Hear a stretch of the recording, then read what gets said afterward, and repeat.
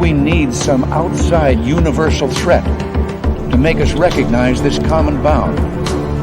I occasionally think how quickly our differences worldwide would vanish if we were facing an alien threat from outside this world.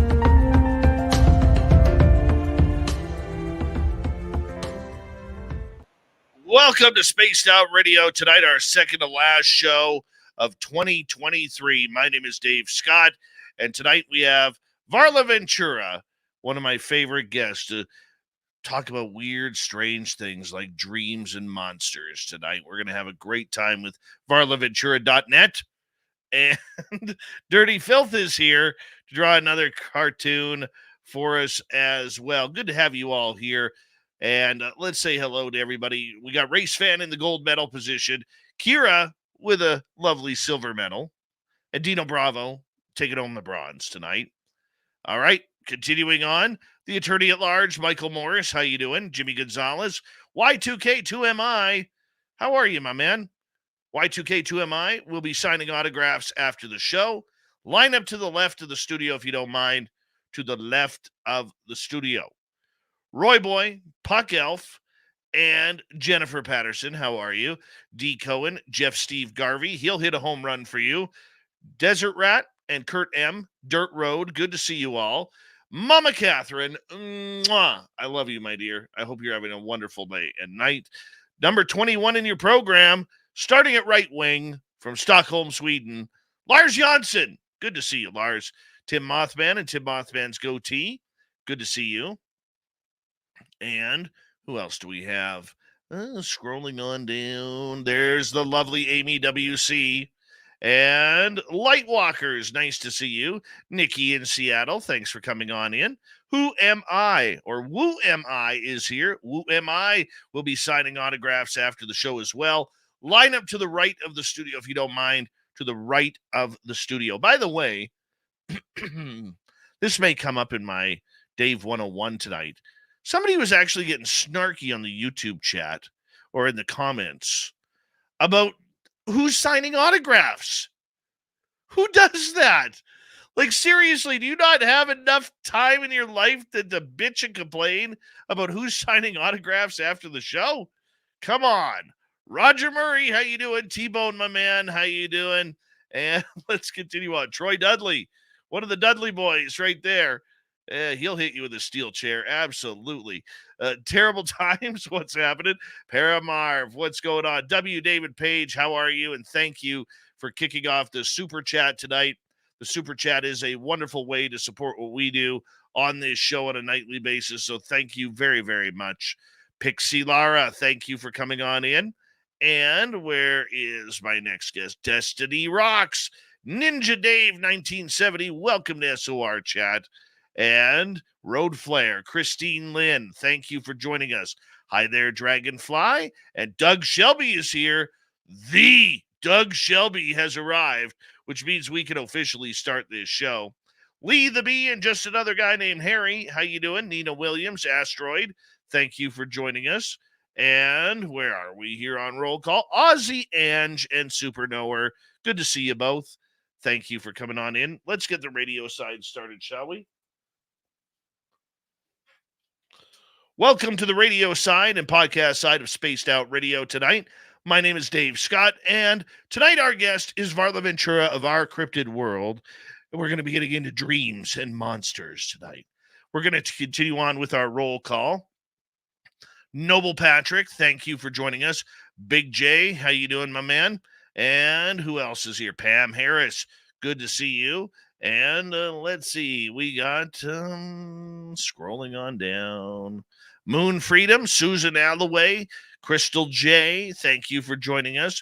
And who else is here? Phil Minervino. Good to see you, my man. Hi, Sensational Sherry. And Vin Man. How you doing, buddy? I'll give you one. There you go. I hope you enjoyed that. And Mama Catherine, thank you for that lovely super chat. Very much appreciate your love and support, hon. Thank you very, very much. All right. And we continue on. And who do we have? Paula Fost, good to see you. Kevin Kennedy, welcome to SOR Chat. Zenos, what's happening?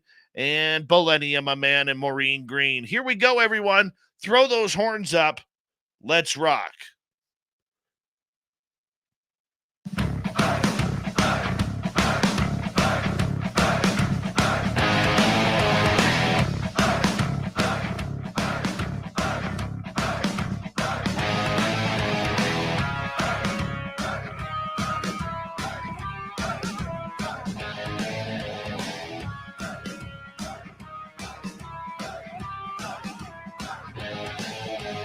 From the mountains of central British Columbia to you listening around the world, this, my friends, is Spaced Out Radio. I am your host, Dave Scott, sitting in the captain's chair of SOR headquarters. We welcome you to tonight's show on our terrestrial affiliates around North America, digitally on Odyssey Radio, TalkStream Live, and KPNL. All of our archives are free. Join us at youtube.com/Spaced Out Radio. Do old Davey the favor, hit that subscribe button. You can follow us on Twitter at Spaced Out Radio, Instagram at Spaced Out Radio Show, and on Patreon in the Space Travelers Club. Our website, spacedoutradio.com. We have a plethora of features for you. Rock out to Bumblefoot, read the news wire, check out our swag as well. Tonight's show is brought to you by Chive Charities. Help make the world 10% happier by visiting Chive Charities today. You can find them on our website. We're going to have a power show of fun tonight. Varla Ventura of our Crypted world is here to talk about monsters and dreaming. Ooh, this is going to be a weird one tonight. Then in hour number 3, Steve Stockton joins us for another edition of Among the Missing. Robin Haynes is here with the Crypted Report for her final one of 2023. It's Dave 101 night and the strange news of the week. Yeah, it's that time.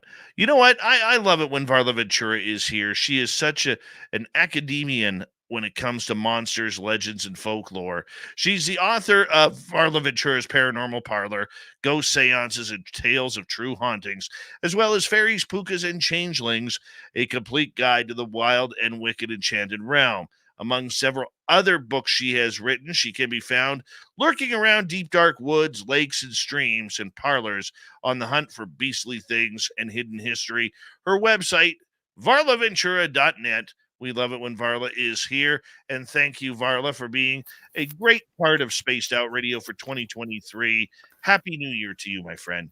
Thank you. Thank you so much. Sorry, my voice is a little rough. A few too many screams at a hockey game. Yes. You know what? Speaking of hockey, my son actually driving to the net. Well, the puck comes there, and the other team puts the puck in, but my son got credit for the goal. Never touched the puck. So on record, he's got his first goal of the season. Off record, he never touched the puck, and he's still that. Still probably pretty happy about it. Oh, well, what team what do player, do? you know. Absolutely, drive to the net, kid. You never know, good things can happen. That's the old hockey cliche, right there. It is so good to see you. How was your Christmas? Good, thank you so much. It's great to see you. I'm happy to be here on one of the last shows of 2023. Year seems like a bit of a blur. My holidays so far have been amazing. So just very, very low key. So that's been amazing.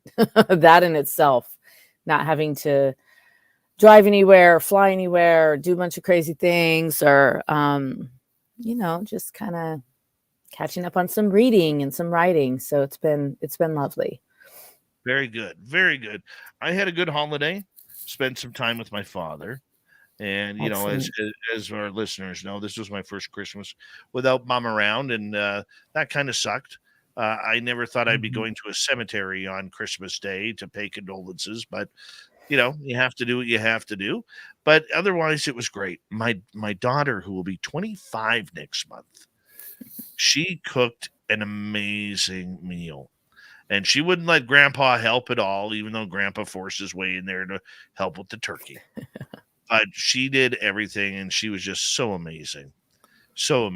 And yeah, we pigged out. Let's just say Ah, that that's we, nice though. yeah. Any paranormal experiences for you over the holidays? Um, Not so much over the holidays. I did have my usual. So I'm sure this is the case.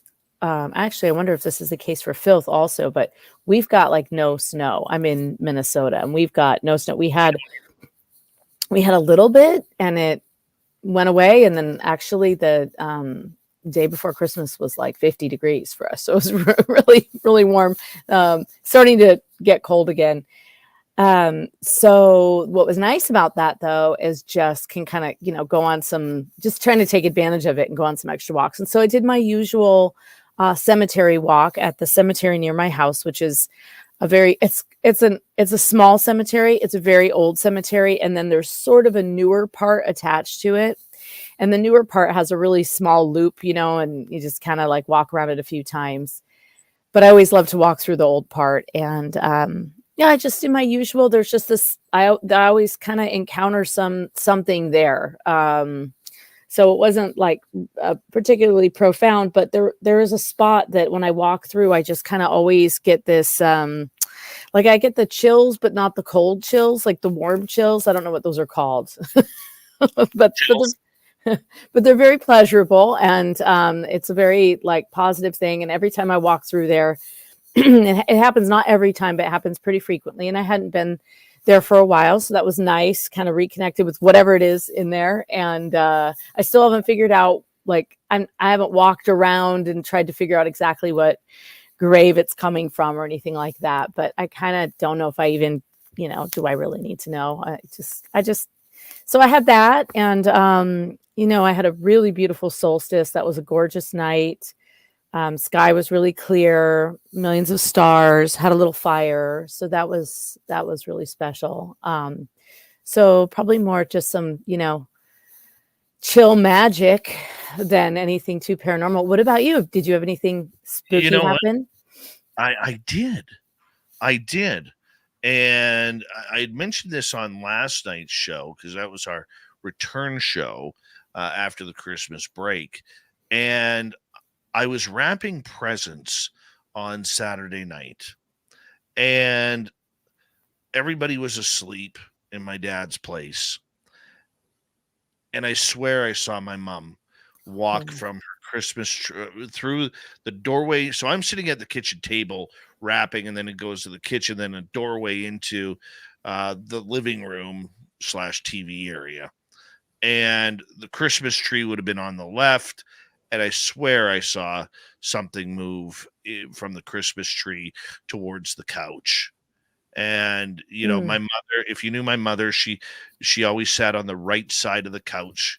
So if you were facing it, it'd be the left, and and that's the side that was the furthest away from where I was. And I had that feeling. I just went, "Hey, mom, how you doing?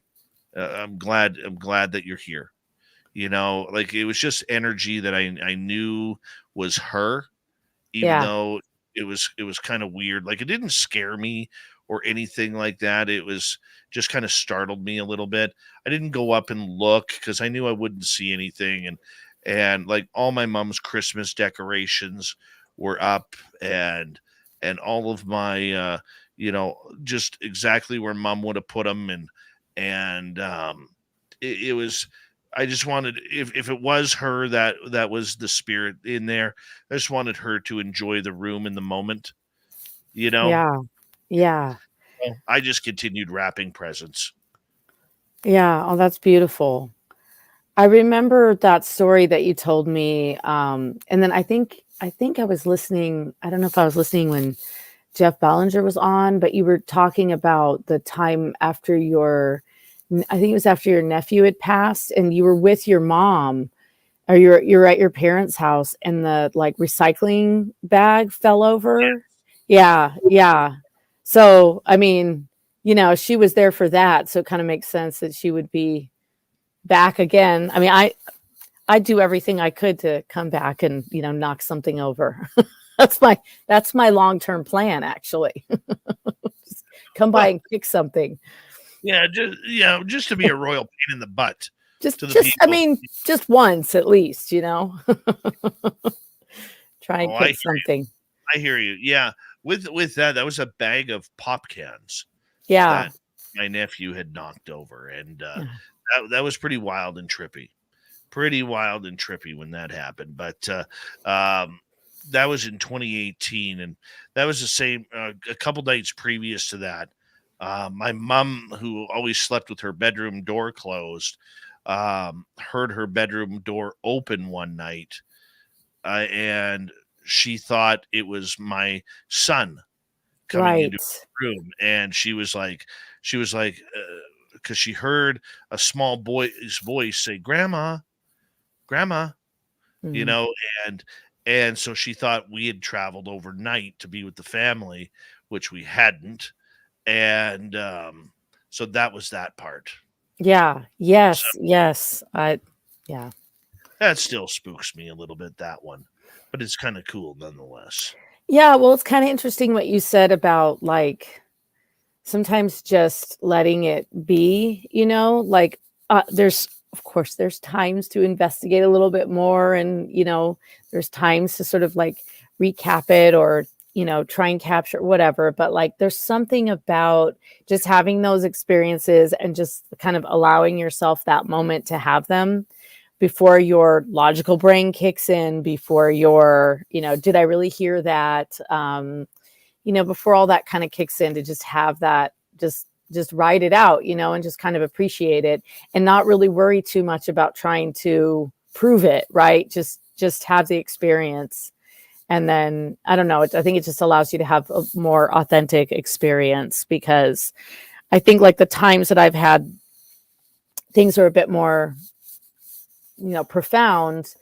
Um, they're certainly, of course, they're more unexpected, but I think just thinking about it later, maybe sometimes that will freak me out a little bit, but in the moment, I think the really profound experiences that I've had have been so, they happen so quickly, it's so fleeting, and you don't even really have time to question it.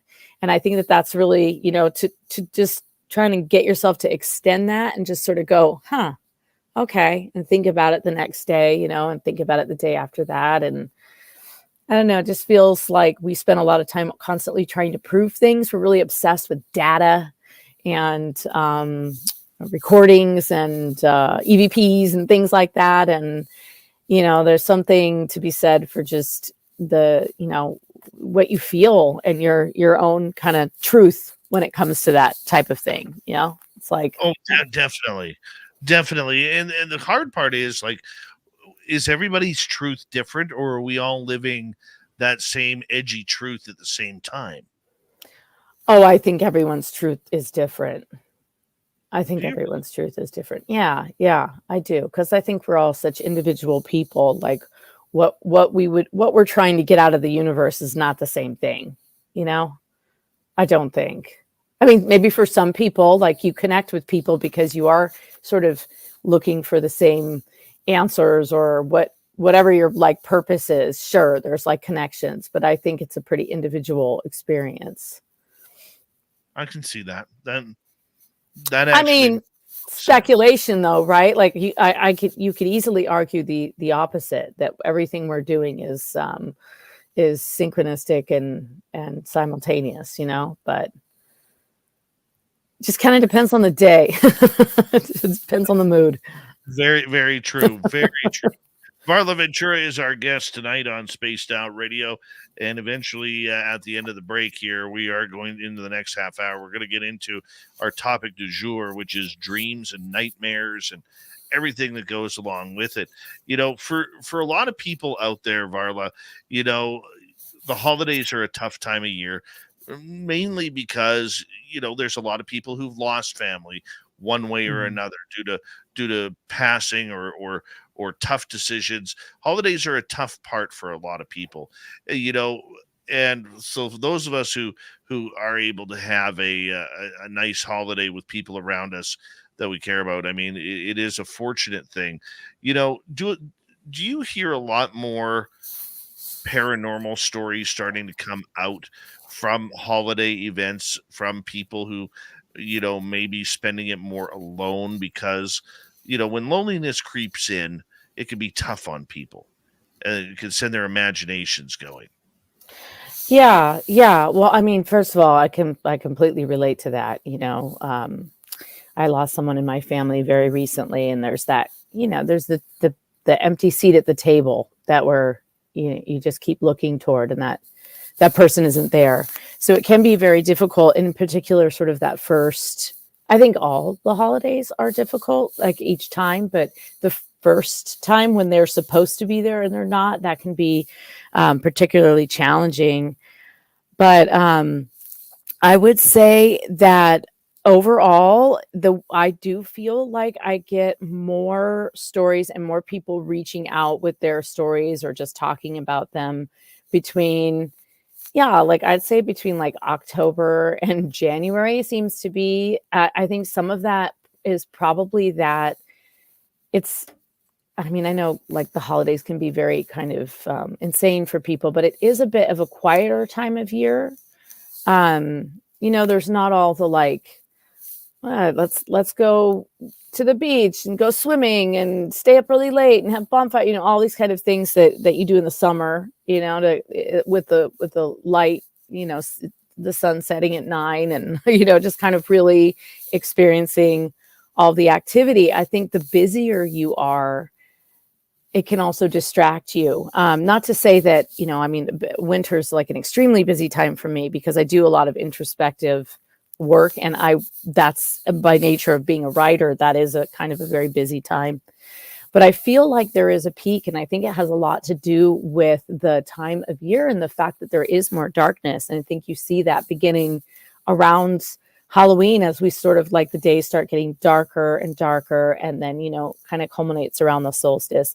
I think it's a natural time for there to be more spirits and more activity, but also because we are frequently thinking about those loved ones more. And so whether it's because we've reached out and we've managed a way to connect, you know, if you're like doing a ritual around ancestors and at Samhain, you know, that's one aspect of it. But I think when someone's on your mind, I don't know, like I think this happens. This is not exclusive to somebody, as you said, you know, some of us you know, we don't talk to certain family members for personal safety reasons, right? So, or personal choices or whatever. So I think there's that idea of like when you're really missing someone or you're thinking about someone, you know, if they reach out and contact you, that happens to me with certain close friends that I've had for many years. Oh, thinking of you. Great. 'Cause, you know, I was about to call you. But I think with the dead in particular, for me, this actually kind of segues into what you and I wanted to talk a little bit about tonight. But I think that dreams are often an overlooked channel into the paranormal. And I think that when somebody's on your mind or you're missing someone, inviting them into your dreams, even if it just happens kind of subconsciously, can be a really it can be very healing. I mean, I know it's certainly healing for me, and it's also very profound, and it gives you, it doesn't eliminate the sense of loss, but there's a connection there that's incredibly personal and intimate that you can have with someone who isn't here, because as far as you know, in your dream, it's happening. And that has happened to me since I was a child, actually. I always dreamt of dead relatives and still do to this day. Some of them are the same relatives, and that's how I've gotten to know them over the years. So I do, but yes, I would say overall, I feel like there's a surge of paranormal activity, whether that's because of collective thought or just, like I said, the slowing down a bit. I don't know. My life is very hectic in the summer, so I do feel like, yeah. Well, we got 3.5 minutes before we have to go to break at the bottom of the hour. Varla Ventura is our guest tonight. And I'm looking forward to talking about dreams with you. We've touched on it slightly in the past, but we've never really gone deep into the subject of dreams and dream state, lucid dreaming. And, and I guess the reason why I brought this up, I'm not somebody who really remembers my dreams. Mm.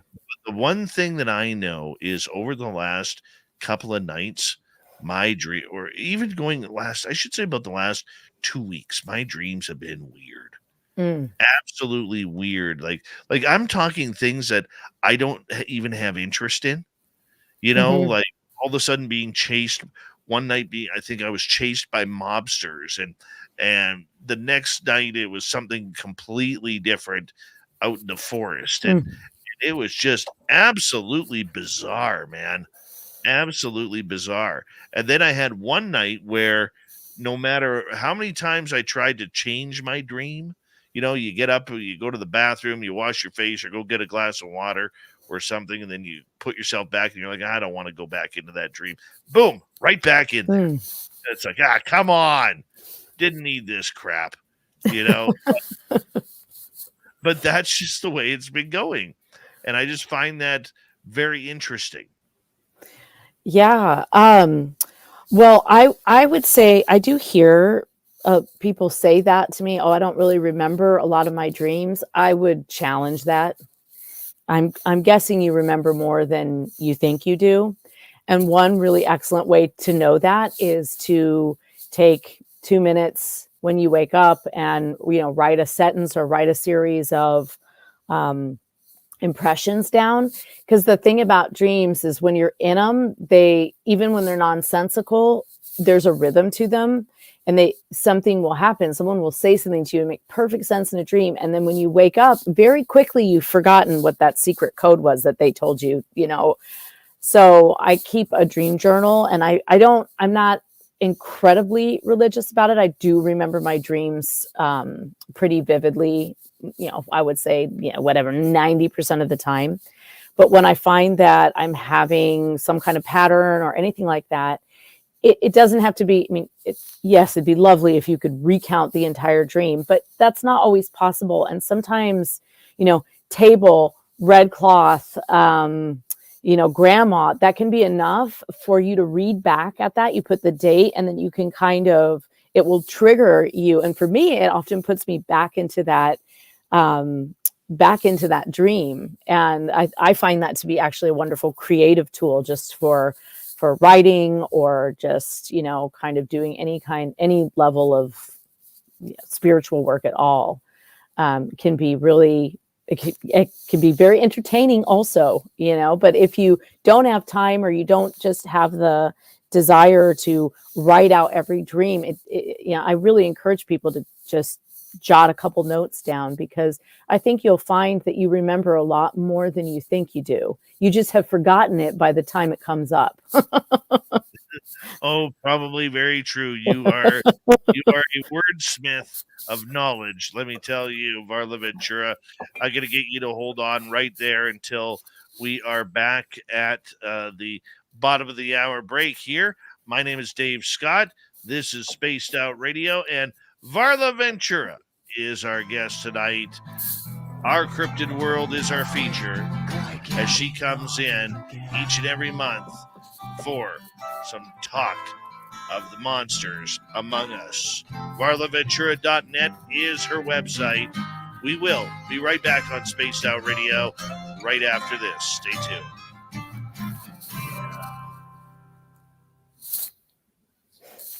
All right, we are clear. let's check in with our good friend Dirty Filth here to see Let's. what's going on with him. He's got to unmute his button there for a second. Hi, Dirty Filth. Drawn's a snowman and a man in red. He'll be red eventually. I see the snowman. Oh. I'm going to give the snowman a pointy witch hat. Perfect. Beautiful. That's a nice tree. Oh, there's the man. I see the man. Oh, yeah, the man in red. We're going to make a mockery of him today. Oh, I saw a great picture. My friend had it on his page, and it was Santa at a bar with a witch, and they were just chatting. It was great. They had the witch had a cocktail, and it was like a vintage card. It was just absolutely charming. Was there any witty quotes or anything on it? No, actually, that would have been a good one. Like caption this image. It didn't have anything under it. I mean, if it did, but by the time he shared it, it didn't have anything. But so, how have you been? How was your holidays? Phil, Dave. Oh, no, me. Good. Yeah. Good. I went over to my mom's, and then on Tuesday the cats tripped me up, and I hurt my foot really bad. Oh no! They're trying to kill me. Yeah. Except for a gentle blob. He could never hurt anyone. She's gentle. Aw.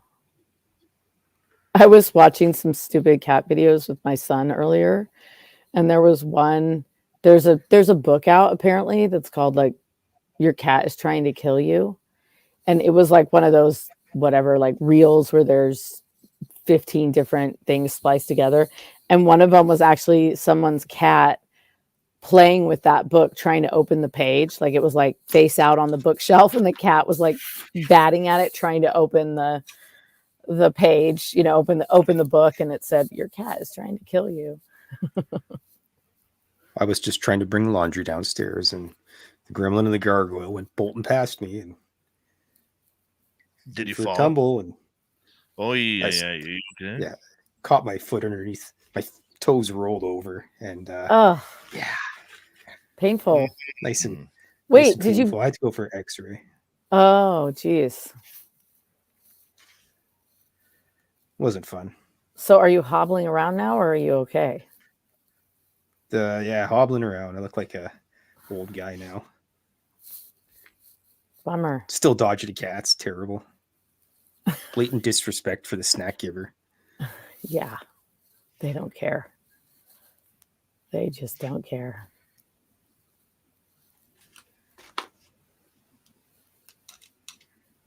We've got about 2 minutes.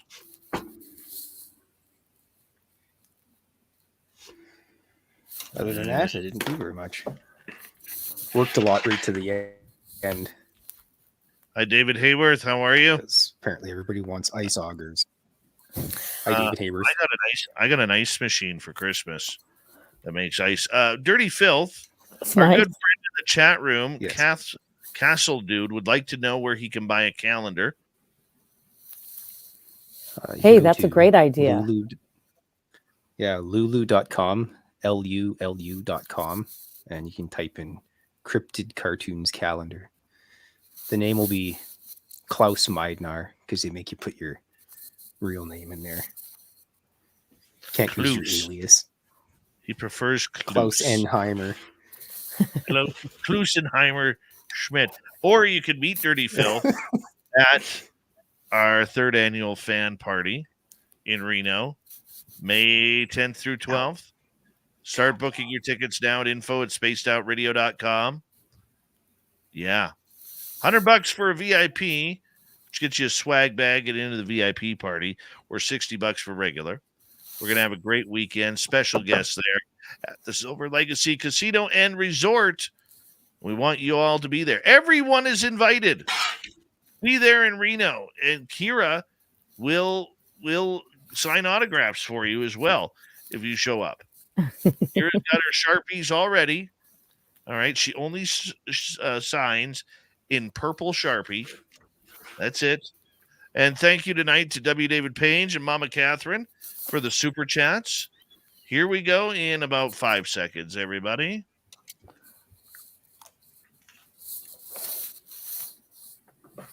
Here we go.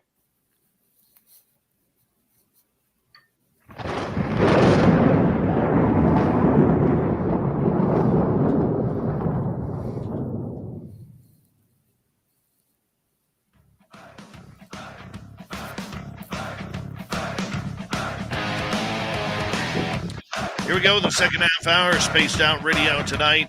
Good to have you with us. My name is Dave Scott.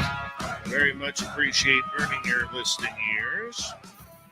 Want to remind all of you that if you miss portions of this show or others, you can check out our free archives by going to youtube.com/Spaced Out Radio. Do old Davey the favor, hit that subscribe button. Our website, spacedoutradio.com. We have a plethora of features for you.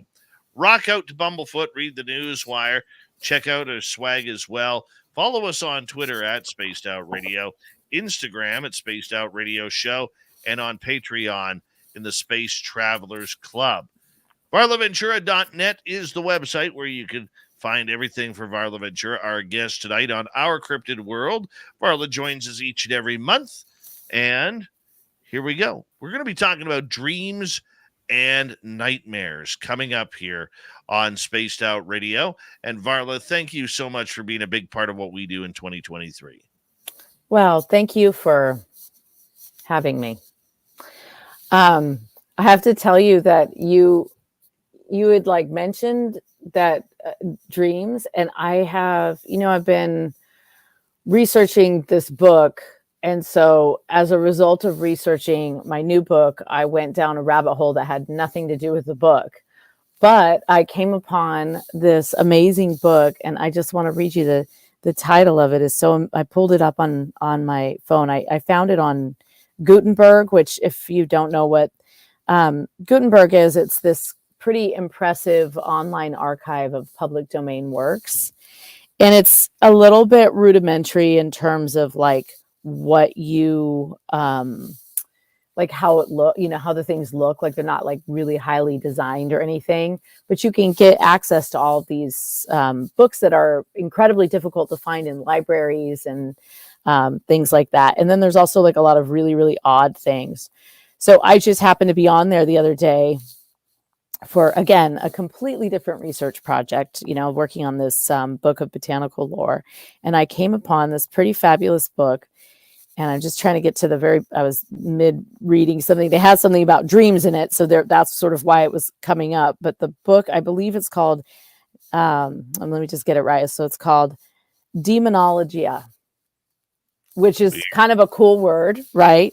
And it says, or natural knowledge revealed. And then actually, Filth, you would love this picture. It's like this kind of old engraving, and it's got a skeleton dancing with a sort of a night warrior guy and a ghost, and it's just totally cool. And then there's just this like insane list of all of the topics, and the topics, it's just like such an umbrella, but it just totally fits Spaced Out Radio 100%. So it's demonologia. So it's demonologia, or natural knowledge revealed, being an expose of ancient and modern superstitions, credulity, fanaticism, enthusiasm, and imposture, as connected with the doctrine, Kabbalah, and jargon of, and then there's this like alphabetical list, and I won't read the whole thing because, it's a long one, but it's got amulets, apparitions, astrology, devils, divination, dreams, words I had to look up, like Dirtoscopia, ghosts, gypsies, hell, hypocrites. It's just like, it's so fabulous. Monks, nymphs, oracles, second sight, signs before death, sorcery, salamanders. I just love this book so much. And then it gets on to like witchcraft. So there is a whole section on dreams and dreaming. Now it's not really in depth, but it's just this like basically old book of woo. Right. And it's, by the way, I should tell you, it was published by John Bumpus in 1827 in London. So it's, it's not the oldest book, but it's a pretty old book, and it's very stodgily covering like some of the most amazing topics. And I just love this. There were several words in there that I had to look up, different kinds of like divination. One of them, and now I've forgotten it again, but it's divination through entrails. So that's interesting. Can't remember which that one was. Oh, jugglers are in here. So you got to throw a juggler in with, magic and magicians and purgatory. Of course, jugglers belong in there. It's pretty amazing. So I just wanted to share that with you because it was kind of one of those things where I'd been reading it, and then you mentioned dreams, and I just had stumbled upon this book when I was supposed to be reading something else. Well, I appreciate that. And anytime you get to share knowledge with us, it's always a good thing. I'm curious, let's talk about dreams here, because many people can remember their dreams. Many people can lucid dream. Sometimes maybe it's not a dream, but actual something happening that you're taking part in, and you just don't really know. I'm somebody who talks in my sleep a lot, and apparently I'm a pretty funny guy. And I'm a wanderer. I'm a sleepwalker. I'm a little bit of everything that you shouldn't be. That's what you were doing in Vegas. Yes, I was sleepwalking to the slot machines. You're on automatic. Absolutely. But what can a dream tell us?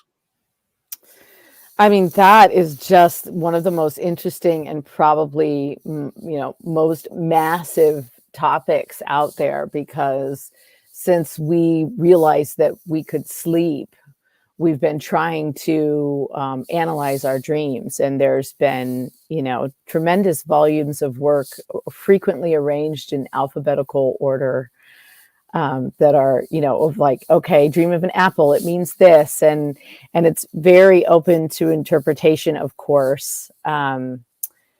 But I think overall, our dreams are just this sort of gateway. They're like the portal into this other realm that we can't quite figure out.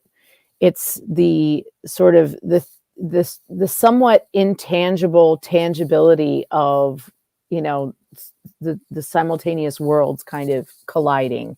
So in my view, that's the other world, or the world where, the fairy creatures and the sort of magical creatures dwell. They live simultaneously with us. We're not always connecting with them. Right.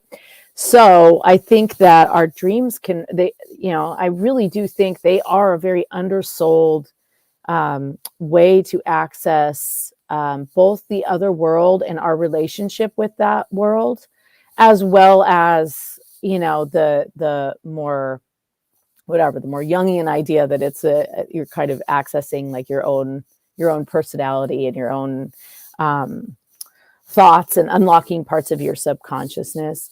I think that one of the reasons that dreams are very confusing is to protect us.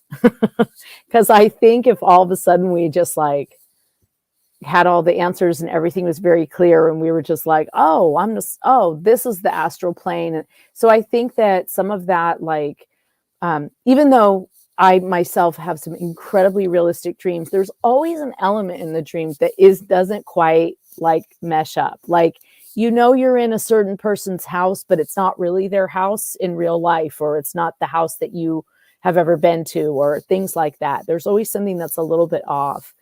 But in many ways, I feel that it's certainly, this is, for myself, I think for many people, it is a way to access that other realm. And with certain tools, you can sort of influence what you will dream about, or certainly can teach yourself to have control in your dreams and sort of dictate how things go. So, I mean, but I think it does feel like, it's like doesn't it feel, when you have like a really interesting dream, doesn't it feel like you've gotten a somewhat maddening glimpse into another world? Like for me, right? And it's not like, oh, that's a dream and that's nonsensical, even if it is.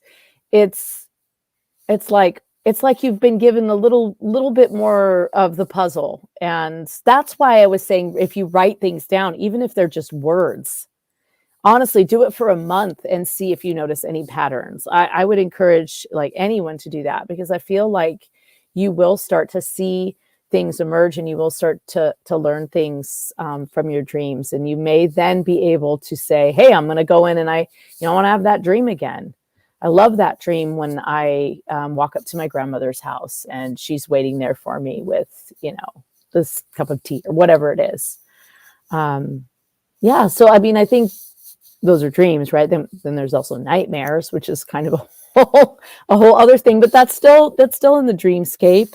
And let's get to nightmares in a little bit here. I want to ask you, because like for me, the only dreams I really truly remember are my ET contact. Those are the ones where, when things happen, I don't know all of what's happened, but I sure know that it's happened, and it's good confirmation for me that things have happened. Like, I remember one time, and I've said this story many times over the last couple of years, where Science Bob, Dr. Bob McGuire, was in my dream with aliens. Mm-hmm. And we ended up, when he went and checked his Fitbit later on that day, he noticed that he was awake for 90 minutes in the middle of the night. Yeah. Recollection of it. Yeah. I don't know if I told you this story or not. But I guess it was like a little bit more of a waking dream. But this has been happening more and more with my mom and I. We've been having more kind of like simultaneous thoughts, or calling each other at the same time, like that kind of thing. And sure, great mother-daughter connection. But my mom's very mystical. But I had this really intense experience with her recently. And I bring this up because she's actually the person who, she taught me to lucid dream when I was really young. So I've never not known how to lucid dream. Just like I've never not known my astrological sign. I mean, it was in my baby book before the time of birth was written so that she could calculate my rising sign. You know what I mean? So it was like, but with lucid dreaming, so she taught me to lucid dream because I had a nightmare, and she taught me how to take control over that when I was very little. But recently, so this was a couple of months ago, I think this happened, but it happened, something similar happened again. I was reading a book. Again, I was like lost in an archive, and I was doing some research for the book I'm working on. And I was lost in this like internet archive. I was trying to find a specific collection. Actually, what I was looking for was just like some collections of fairy and folklore I had never read before. That's what I was really looking for. And I happened upon, I think it was like the University of Illinois had this like really extensive website.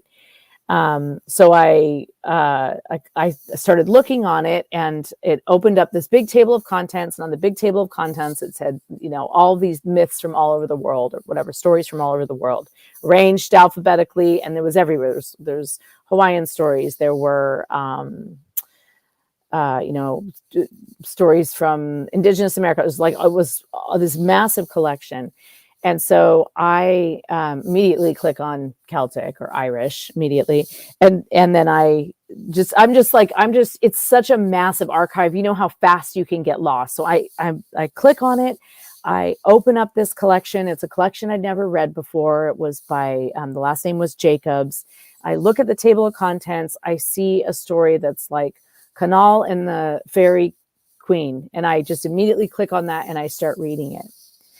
And I'm about halfway through the story and my phone rings and my mom says, "Hey, I know you're working on that book and I have to tell you about this book. I think my friend gave it to me. I don't know how it ended up in my house, but it's called like whatever I can't remember it was like Celtic and fairy lore.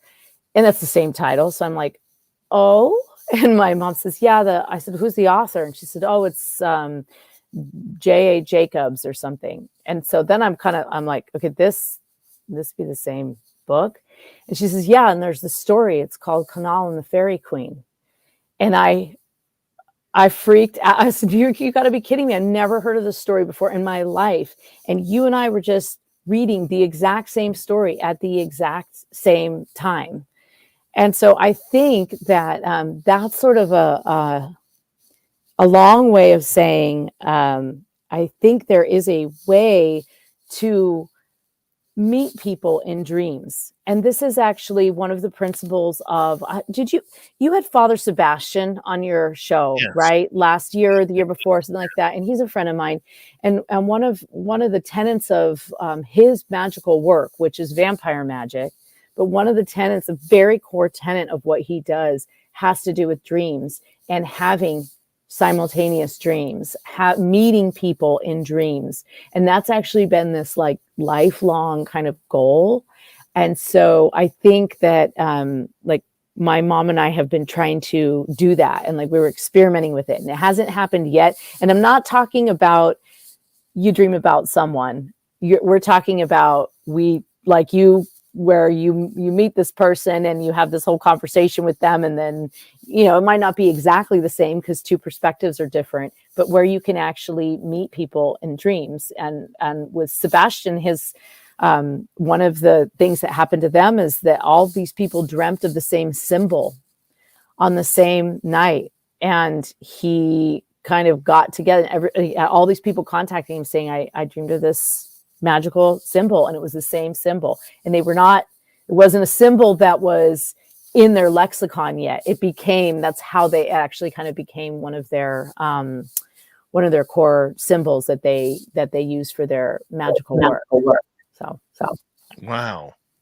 Wow, that's mind-blowing there. We all dream differently. We all dream about whatever is bothering us or whatever is on our mind, good or bad. It just seems to continue on. Sometimes we apparently dream multiple times a night, from the good, the bad to the ugly. Yet for some people, dreams are extremely nightmarish. People hate going to sleep. People are afraid of what's going to happen the minute they close their eyes. And, are these monsters real in our dreams? well, I mean, some of the scariest dreams are things that happen that are significantly more realistic. I think those are the biggest nightmares for me. All of a sudden, I remember after I totally think this was medication related, but after I had a major surgery, I think I woke up during the surgery. It was like a 5-hour surgery. So I'm sure I did. I'm sure they didn't give me enough to knock me out. Because you may remember I'm not a lightweight. So I don't think they gave me enough to knock me out. So I think I have this sort of repressed memory of waking up during surgery, which is like everybody's worst nightmare, right? Like that is just the core of, so many horror stories right there. And so for weeks after that, I would have these dreams where I would wake up or I would be in the dream. I would for example, I remember the first night I was home, I was in a little house somewhere, and I opened up the window to look outside, and I could see that like this massive landslide was coming and it was about to just like wipe everyone out, and I could do nothing. And then that was pretty random for me. Like I don't dream about like villages and landslides and stuff. I don't think I've ever dreamt about that, but I kept having these dreams where some incredible disaster or some imminent peril was taking place, and there was nothing I could do about it. And as they started to fade, I started thinking that I was having, like, my body was having this reaction to having actually woken up and not being able to, as soon as they notice you are awake, they give you more, right? Put you back in that dream state. But I know I was awake for at least, a little bit there, too long. I don't want to be awake at all during surgery. So there was a direct connection for me with, like, something kind of traumatic that had happened to me, like, to my brain, really, like to my body and to my brain. So I do think that, certainly there are things that creep out there and can encroach into our subconscious, especially if we're not particularly careful. And we should talk about that, some, like, self-defense, some self-defense mechanisms to protect yourself. Yeah. Dream self-defense. Hi-ya! Yeah, no, there's a couple of people, like Dion Fortune, that was actually one of her biggest sort of the hill she died on was psychic self-defense, and trying to, and anyone who works in psychic self-defense or any kind of, like, protection, whether it's protection magic or psychically trying to control their environment or keep people from invading their realm, their spiritual realm, is based very largely on the work of Dion Fortune and what she wrote about. But in any case, sure, things are out there and they can kind of creep about. But I also think that trauma can manifest itself in our dreams in a way that allows us to sort of start processing it. I know that's a very, like, not wooey, very, like, psychological view, but I have personally experienced that. I mean, like, my example, and I think that it's like dreams are softening the blow, because if you were actually having that experience again in real life, your body can start to shut down. So that's not, don't get me wrong, I'm not saying your mind's playing tricks on you. That's not what I'm getting at. What I'm getting at is I think that dreams have many, many layers to them. And when we have something particularly terrifying in a dream, it could just be something really freaky in the end of story. But a lot of times it's like it's like a way of us kind of dealing with something that, were we to meet it head on, like if we were strolling through the park one day and we just ran into some sort of, like, snarl tooth monster in the light of day, we would probably drop dead die of fright. But in our dreams, we can sort of meet these monsters and get to know them a little better. Or fight them, whatever you want to do. Yeah, fight them or ward them off, whatever you need. Well, lance off a toe with the sword that you've always had behind your back, but you never knew was there until the right time to do it. Yeah, I mean, you just got to manifest the sword. You just got to think about it. There's the sword. I mean, that's sometimes I feel like there's a fine line between really good luck and lucid dreaming. Like, sometimes in my dreams, I just, like, luck into something, and then I think, oh, I'm so glad I sort of manifested that. Right. It's always that way. Unless the aliens are around. That's all I know. Yeah, I've never had any alien dreams, actually. That's not something that I've ever experienced that. Yeah, you're lucky. Yeah, I've seen some, UFOs and stuff, but I've never really had any kind of operation dreams or anything like that. Just the real life ones. Yeah. That was dismissive. I didn't mean to say it wasn't real life, but I do think, and I've seen this theory out there. This is hardly an original theory to me, but that by sort of having these, like, tidbits of recall, it's a lot easier to process than just having, a full-on revisiting and remembering a full experience from beginning to end. We continue on with the dream talk. nightmares, and more with Varla Ventura. VarlaVentura.net is her website where you can find all of her books and Varla's final appearance of 2023 here on Spaced Out Radio. Make sure you tune us in for hour number 2 coming up right around the corner. Stay tuned.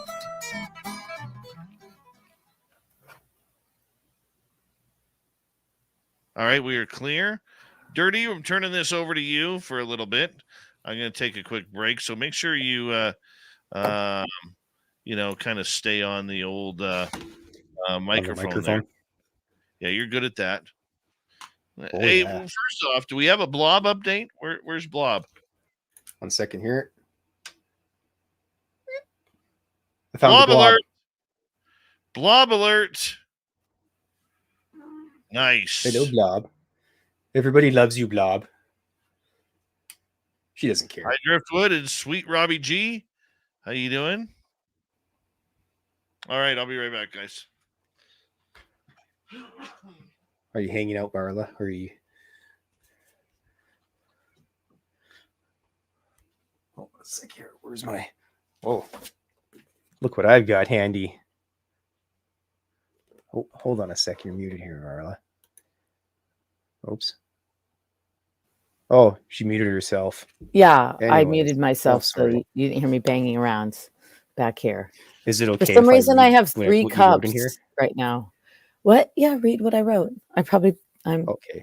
I'd love to hear what I When I wrote. hung out with Varla in Vegas, we traded artwork basically, and so she wrote this nice thing in here. She said, "To my favorite filthy thing that goes bump in the night, Varla Ventura." Love it.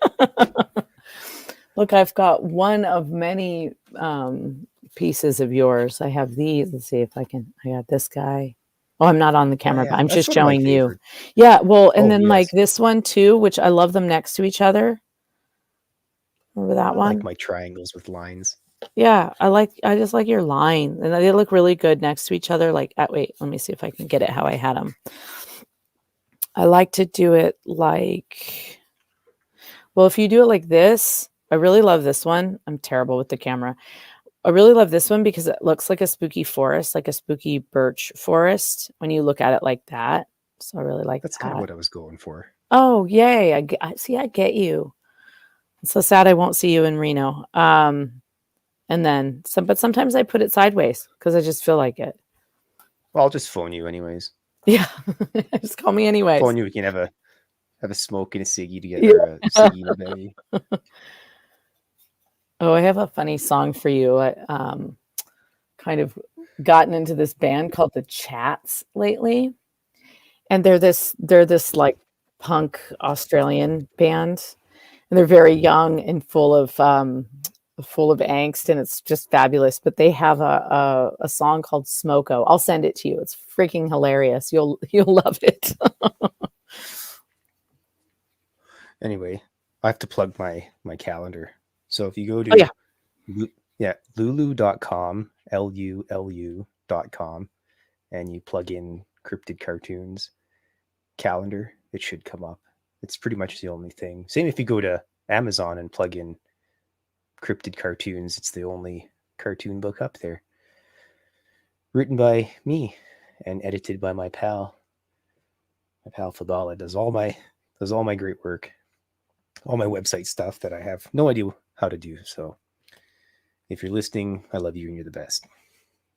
Yes. But yeah. Other than that, I don't have I think I get to go home early tomorrow, and then I don't work Monday.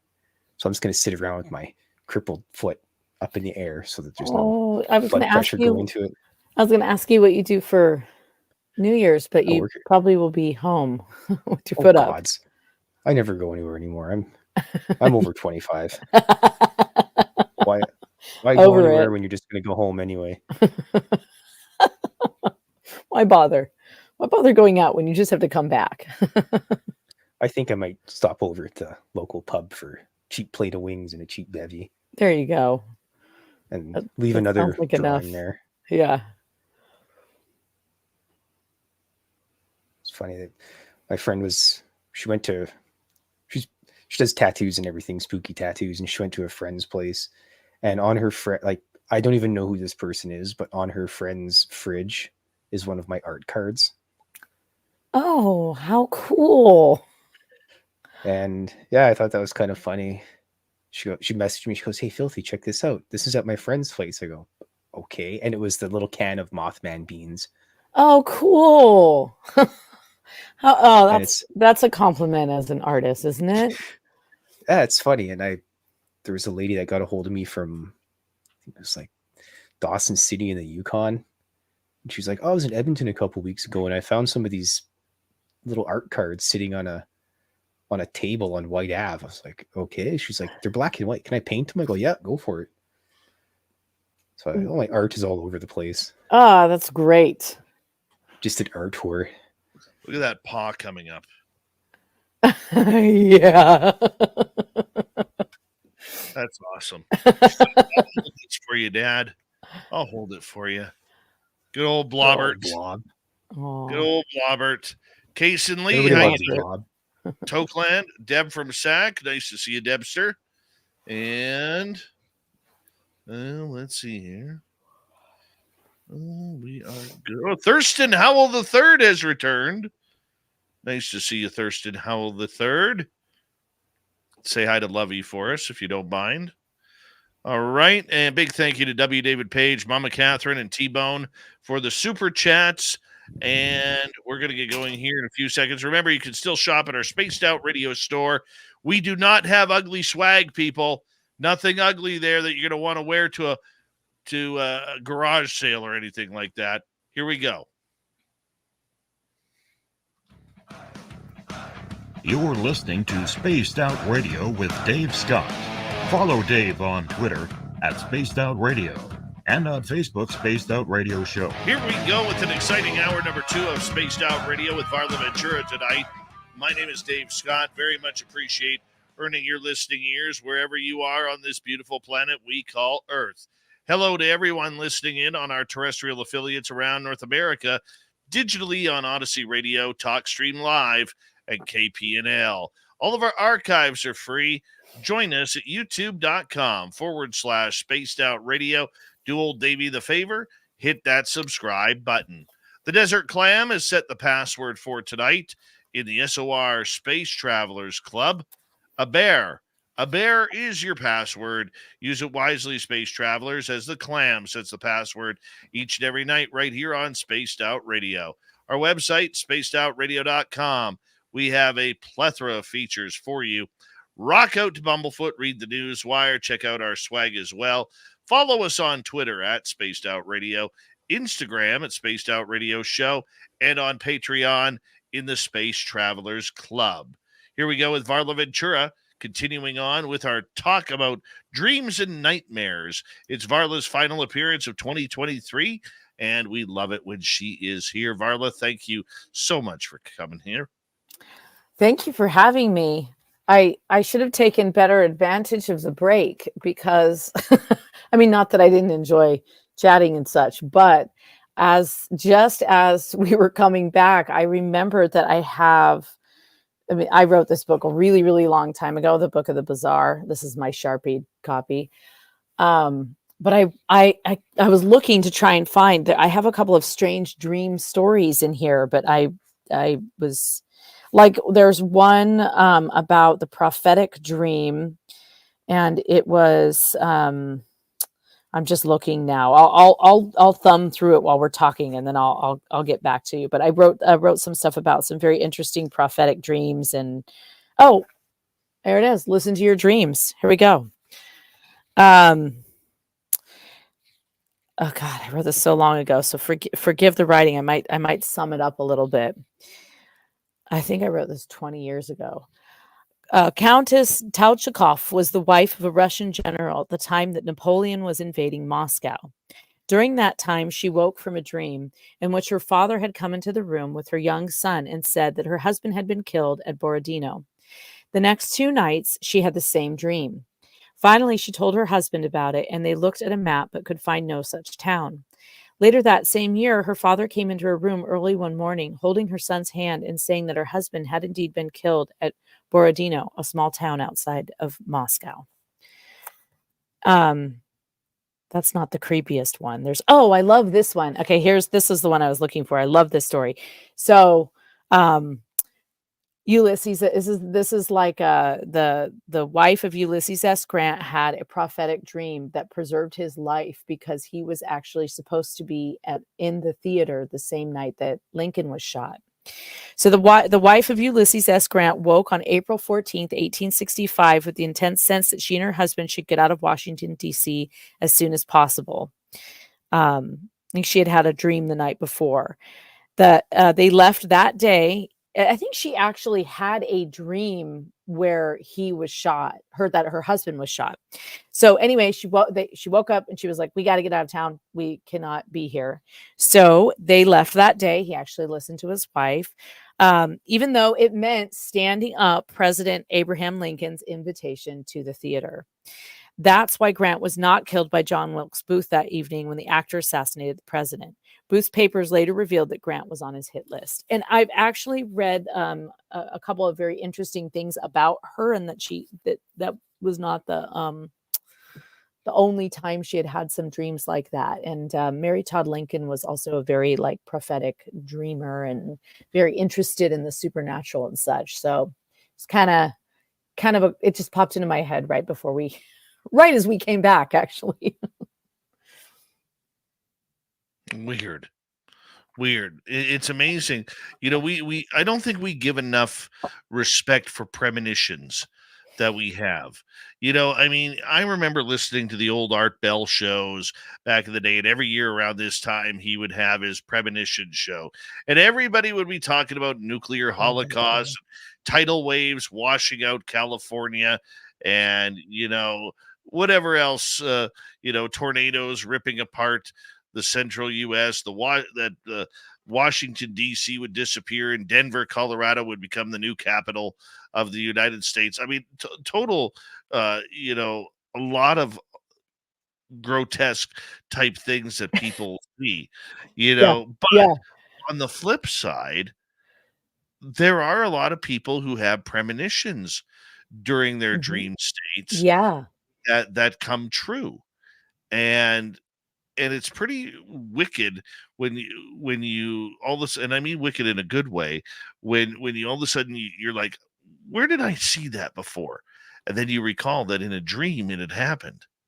Absolutely. And I love, just along that Art Bell line, I love the callers that call in, and their prophecies are more like, hey, I dreamed that this car swerved into my lane when I went around this certain corner on this highway I drive every day. And in my dream, I went off the cliff. And so the next day I was driving and I got to that part and a car swerved into my lane, but I was prepared because I love those stories. There's always, I don't know if you ever listened to Jim Harold's campfire stories, but there's always someone who calls in with some kind of amazing premonition like that, and sometimes it's not always that specific. It's not a life-saving thing, but it could be something, very, very small, like some other kind of, for example, you dream of a person and you have a very, very specific dream of them. And then, you reach out to them, and maybe that you're the exact person they needed to hear from, or something had happened.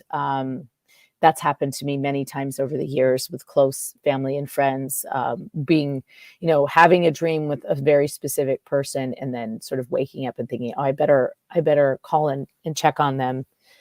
So definitely, actually, I had a sort of a prophetic, this is like a pretty personal story, but I had a sort of a prophetic dream that also involved the dead.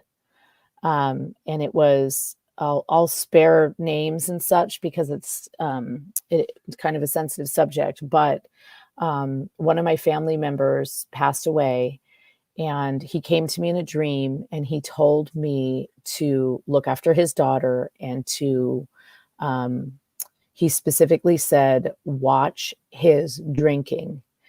And I didn't really know exactly, I knew who he was talking about.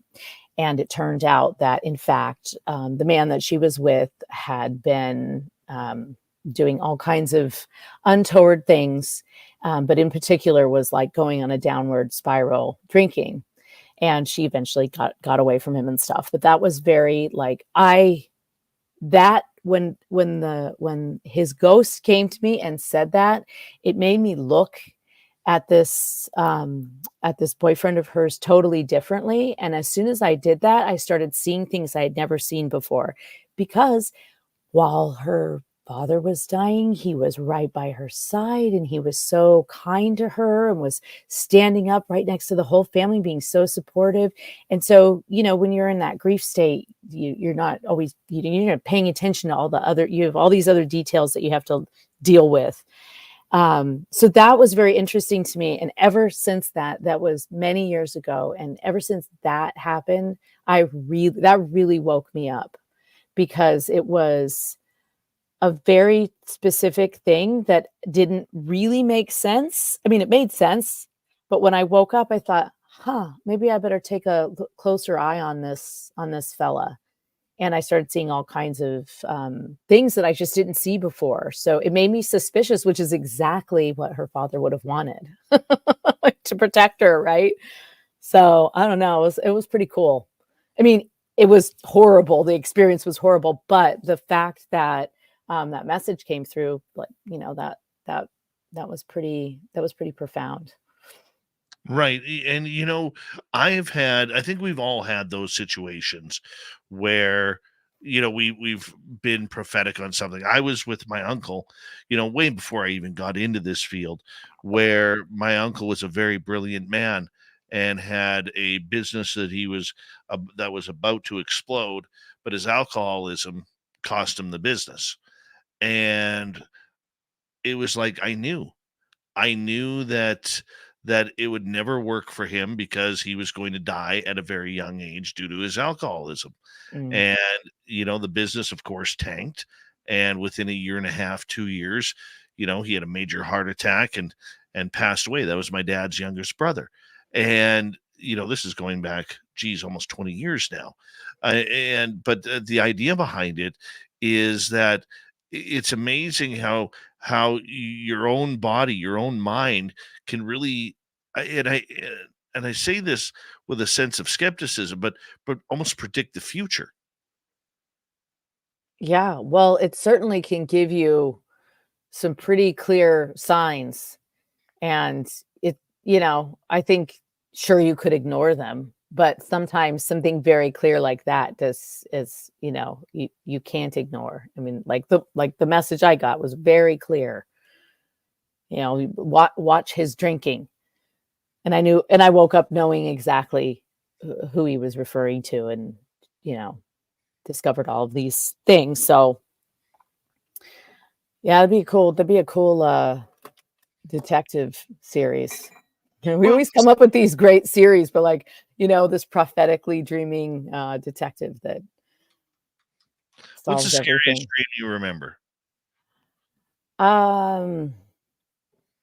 The things that are particularly scary are usually something happening to, like, my kid. Though there's usually something like that, like a car accident or something that I think are really normal fears that every parent has, and then having them manifest in a dream as if they've taken place. Those kind of things are kind of scary. In terms of like something a little bit more, I definitely have more dreams than I have nightmares. I have had repeated dreams of this like sort of pit-like vort. This is pretty scary, actually. Now I start saying it. This isn't too bad. I have had recurring dreams of a pit-like vortex that, something very primordial and Lovecraftian oozes out of in my laundry room. So, Damn laundry room. maybe it's just the sump pump. I don't know. That is scary. Yeah, it's really scary. And the thing is I started having those dreams about it. That is one of the recurring dreams that I have, is of this portal like vortex. And I did have this. I was working with a woman on her book, and I was kind of I was doing some developmental editing with her, and we were kind of talking through her like book and stuff. And she was just one of those kind of psychics that when she got a hit, she just had to tell you, even if you were mid conversation about, the full moon ritual in her book. It was just like, I got to tell you something. And so she would do kind of, it's kind of a combination of like remote viewing and like psychic work. She's a really interesting woman. Her book was fabulous, but she's the one. I know I've told you this. That this lady said, "You went to the astral plane and you came back with something attached, and it's like it's like a blob stuck on your right shoulder or something like that." This was a few years ago. I think I've gotten rid of it. And right after, like, she said that, and it actually, I had started having those dreams not long before that. So when she said that, I was like, and she's like, "Yeah, there's something in your house." And I was like, "Oh, I'm sure it's fine. I just bought this house." So it was like, subterranean portal or not, I'm keeping it until the real estate value goes up. Right. I will win this battle.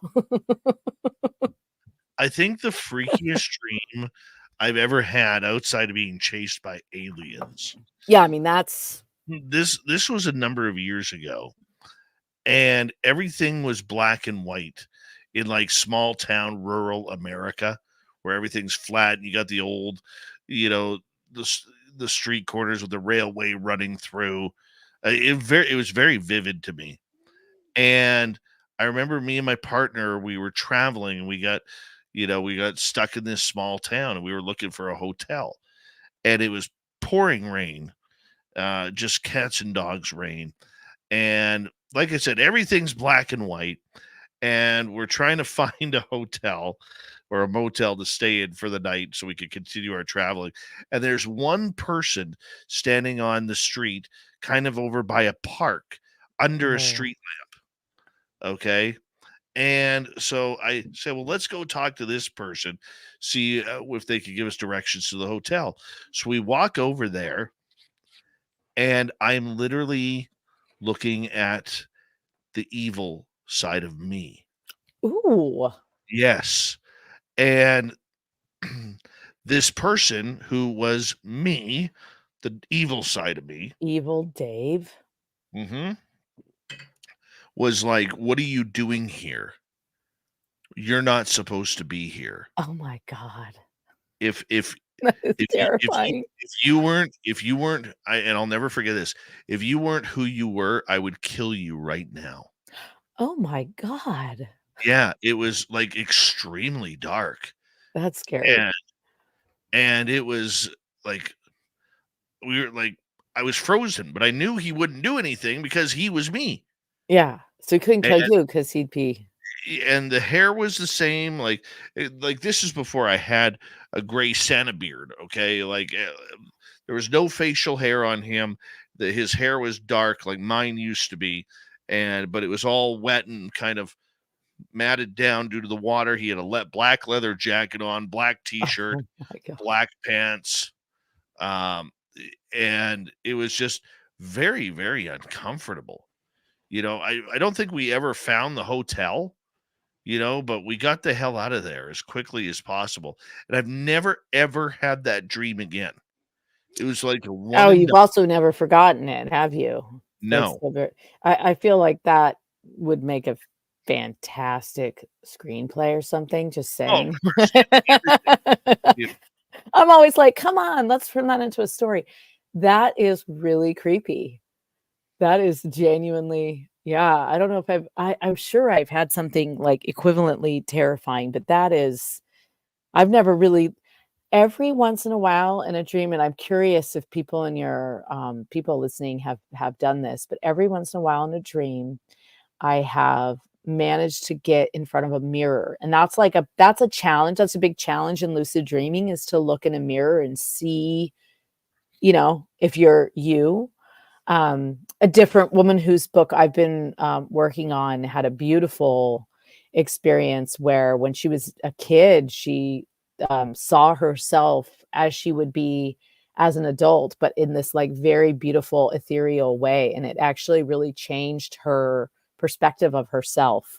So I'm always kind of trying to get in front of the mirror just to like, if I'm in, you know, if you find yourself in a bathroom or a hallway or something, it's like if you walk by a mirror and I have not successfully managed to look at myself in the mirror. A couple times I've looked and it hasn't been me. So I've just taken that to mean, you know, whatever. I haven't really thought too much about it, but just like that challenge of like, am I so conscious in this dream that if I make eye contact with my own self, like what will happen? That's a lucid dreaming goal right there. Mm-hmm. Yeah, and you know, like getting back to my situation, I wish that I could almost go back there because Yeah. I remember what it looked like, and you know, it was so realistic. It was almost like one of these days, I know I'm going to be traveling through some mid Nebraska. Nebraska, or you know, the closest I've seen to that would be like eastern, you know, southeastern Washington State and some of the smaller communities that still Mhm. really hold their beautiful buildings and heritage that have been there 50, 100 years, you know, and because I love old buildings. I Was it really like run down world no, or was it a nice world? no, it was It a was a nicer, nice world, but Evil Dave had just found but himself. it was black and white. That's one Uh-huh. thing. Oh, Everything was black and white. Kind of like, you know, there was that cartoon type movie in the late 90s, early 2000s. I forget what it was called. There was a bunch of movie stars in it. But either way, it was very dark. Very dark setting. well, what would you do if you went like do you really want to go back into it? Because you could. You just gotta like I've work on tried. it a little bit. Oh, you I have? You've tried? Because do tried you want to like what do you want to do to Evil Dave? to talk to Stand him. up to him, punch him, No, no, hug because him? I know he can't do anything to me because if he kills me, he kills himself. You just want to ask him some more questions? No, I just want to go there and see what it's about. Uh-huh. Uh-huh. Go through the door. Trying, trying. Yeah. Yeah. Yeah, the recurring dreams are definitely I feel like those are particularly fleeting. Like it's very hard to invoke. It's hard for me to invoke those. Not my mom though. She can have whatever dream she wants whenever she wants it. Like she's like a master lucid dreamer. She's just got it down. She's been doing it since she was a kid and she also has a lot of trust in it and I think that that is the biggest barrier for any of us in having control in our dreams is this desire to have control. Right? As soon as you let control that concept of control go, then you actually can find yourself in that situation where oh, like for me, sometimes I'm not able to necessarily control exactly what's going to happen in front of me, but I can sort of like change what's going to happen next if I didn't like that outcome. Or I can kind of, you know, no, we're not doing that. We're going to go around this corner and that's all going to be gone now, or, you know, things like that. But yeah, my mom's very, very capable. And I know quite a few worked with a few authors on like their I mean it's after a lifetime of working on it, but it is just something about the really being able to let go that puts you in that dream state. You know, it's probably the equivalent for you is that sensory deprivation experience you had. Did, didn't you? That I don't Yeah, know. yeah. But I mean, so what I mean by that is that when you have like you kind of were forced to like let go of all things, right? Because your senses were all sort of you were in a dark room. It's just this, your senses are deprived. So when you have that like thing kind of removed, the barriers removed, you sort of were able to see these things that were like right in front of you. And I feel like there's a part of us that we get to access that sort of for free without a lot of effort in our dreams. But if we want to go the next step further and like really get into having some control and finding out what Evil Dave is all about, there's a certain complete letting go that has to happen, that we have to sort of deprive ourselves of the distractions and real world senses. When we come back on Spaced Out Radio, we are going to get to some audience questions. So if you have any questions for Varla Ventura, make sure you add them into our YouTube chat room. That's where we check it all. Spaced Out Radio with Varla Ventura is our Crypted World. Continues right after this on the mighty SOR.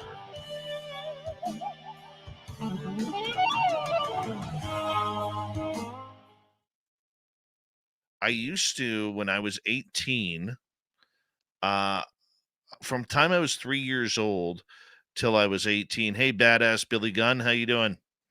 I used to want to be a fighter pilot. And in my hometown was at the time Canada's largest air show. And that's how I fell in love with military aircraft. And as I was getting closer to graduation, almost every night for 3 months, I had the exact same dream.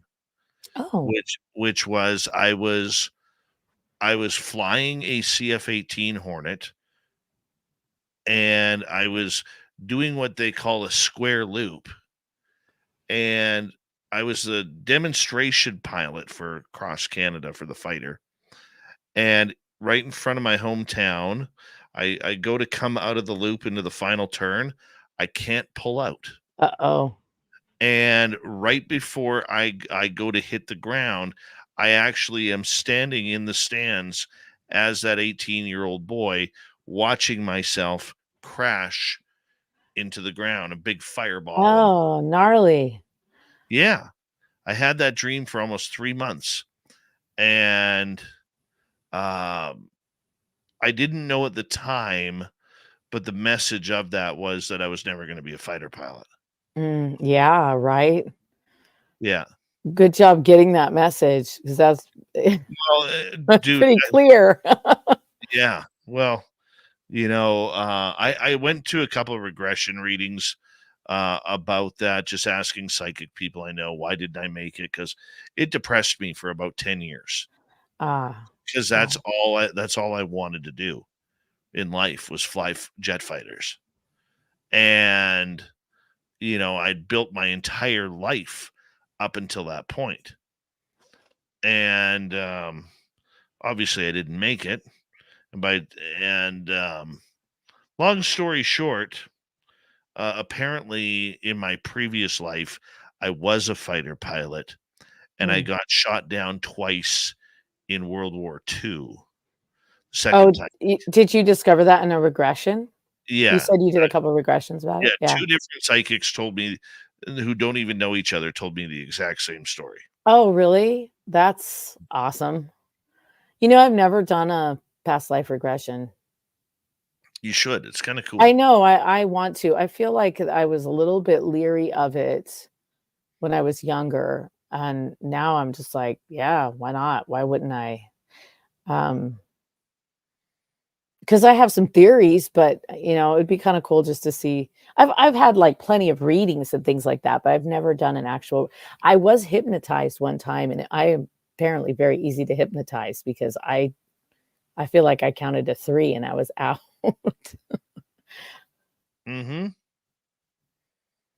Yeah, it worked. It was totally not a it was this woman was getting her.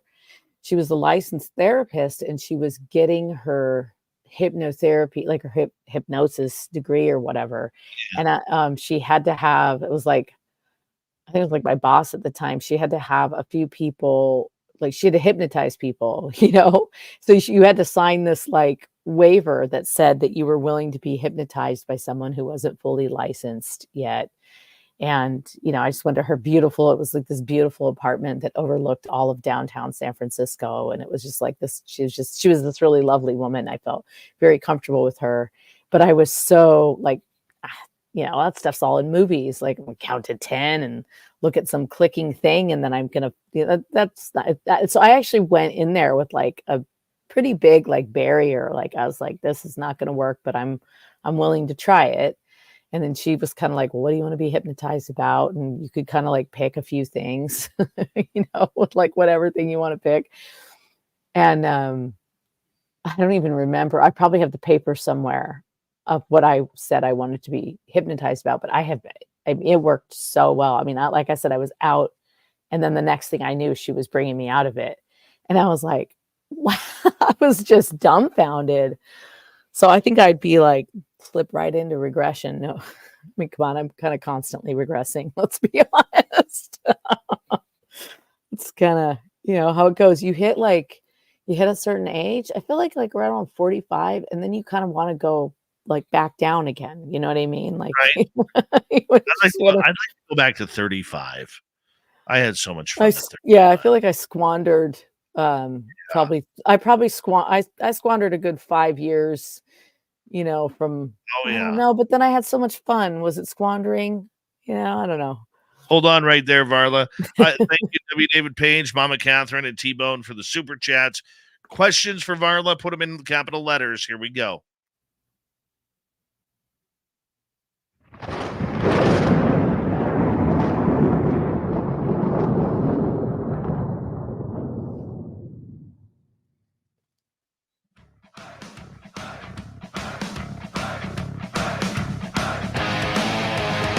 We passed the halfway point of Spaced Out Radio tonight. Good to have you with us. My name is Dave Scott. Very much appreciate turning your listening ears. Reminder to all of you that if you missed portions of this show or others, check out our free archives by going to youtube.com/Spaced Out Radio. Do old Davey the favor. Hit that subscribe button. Our website, spacedoutradio.com. We have a plethora of features for you.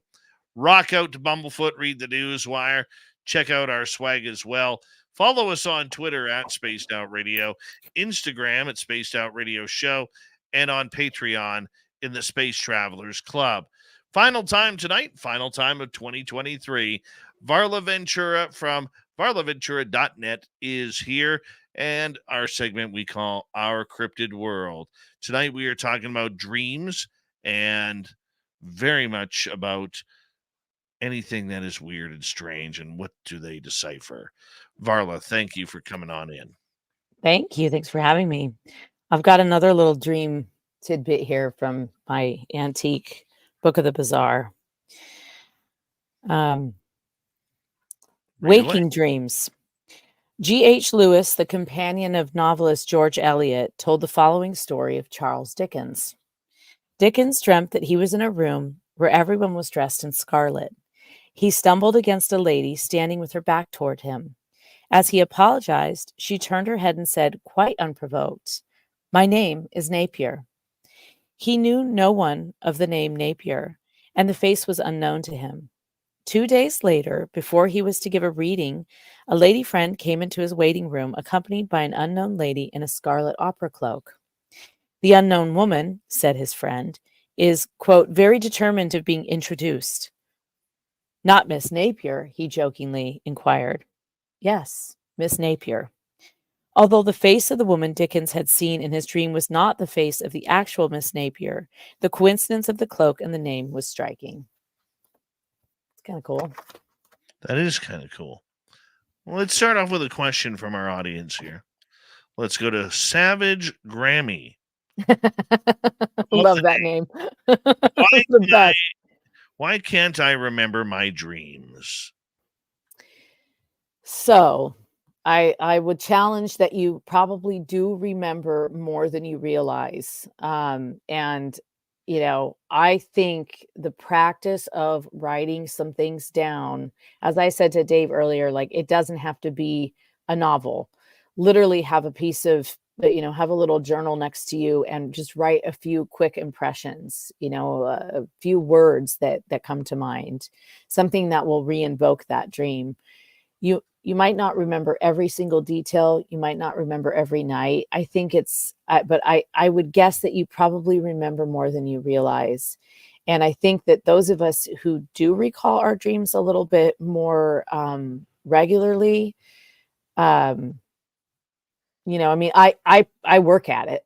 I write things down so that I can kind of remember, especially if it's a particularly beautiful dream or if it's a particularly traumatic dream.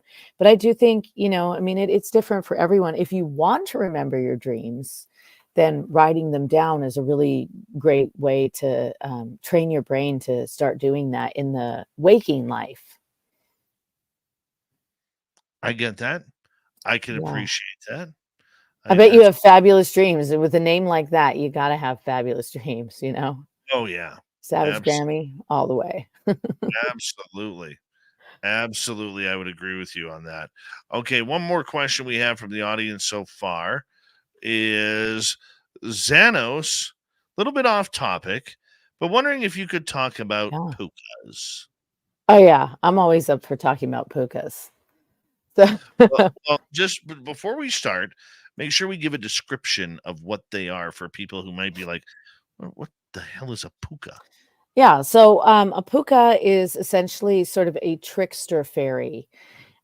Some people will use that when you'll see in literature and in stories, you'll see the term puka used sort of interchangeably for the term fairy.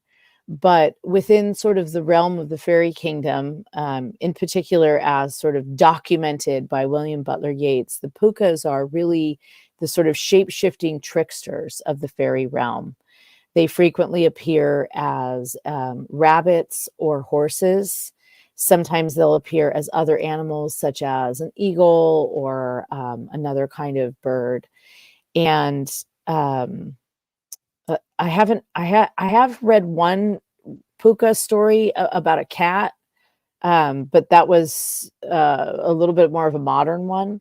But in any case, the Puka is the sort of the thing that will catch you unawares as you're going home a little too late. You had one too many, and you're walking on a not well lit street, and you really should have been home hours ago. There arrives the Puka. And the puka might seem at first like a horse alongside the road until you see its glowing red eyes. And then the next thing you know, it's sort of thrown you on its back and it's taken you on a midnight ride.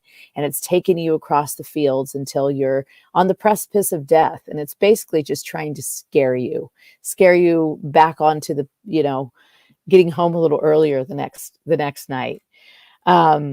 So there's all kinds of fabulous, one of the greatest examples of a puka in sort of more modern literature and also film is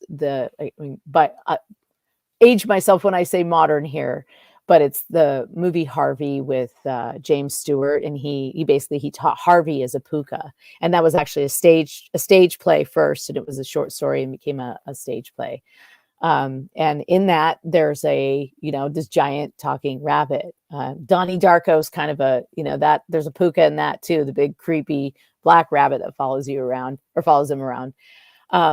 But the other thing about pukas, and this is where Harvey comes into play, you see this very well with Jimmy Stewart's character, Elwood P. Dowd, is that he's sort of like this embarrassing town drunk.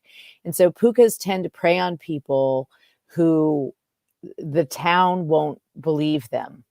So sometimes that's the drunk, or sometimes it's just like whatever, person is sort of on the lower tiers of society. Sometimes it's the old woman with all the herbs growing in her garden, whoever is. So pukas will sort of like appear to people that can't always authenticate their experience, drunks in particular, because everyone will say, you just had one, you had one too many. But there are, a tremendous number of puka stories. The shape-shifting element of it is particularly fabulous. And then there's some origins of the sort of headless horseman in there too, with like the coach with all the black horses with the glowing red eyes. Right. I mean, it's just creepy. It's creepy. I don't know. I think they're a little fun, personally. I mean, yeah. Okay. So here's the thing.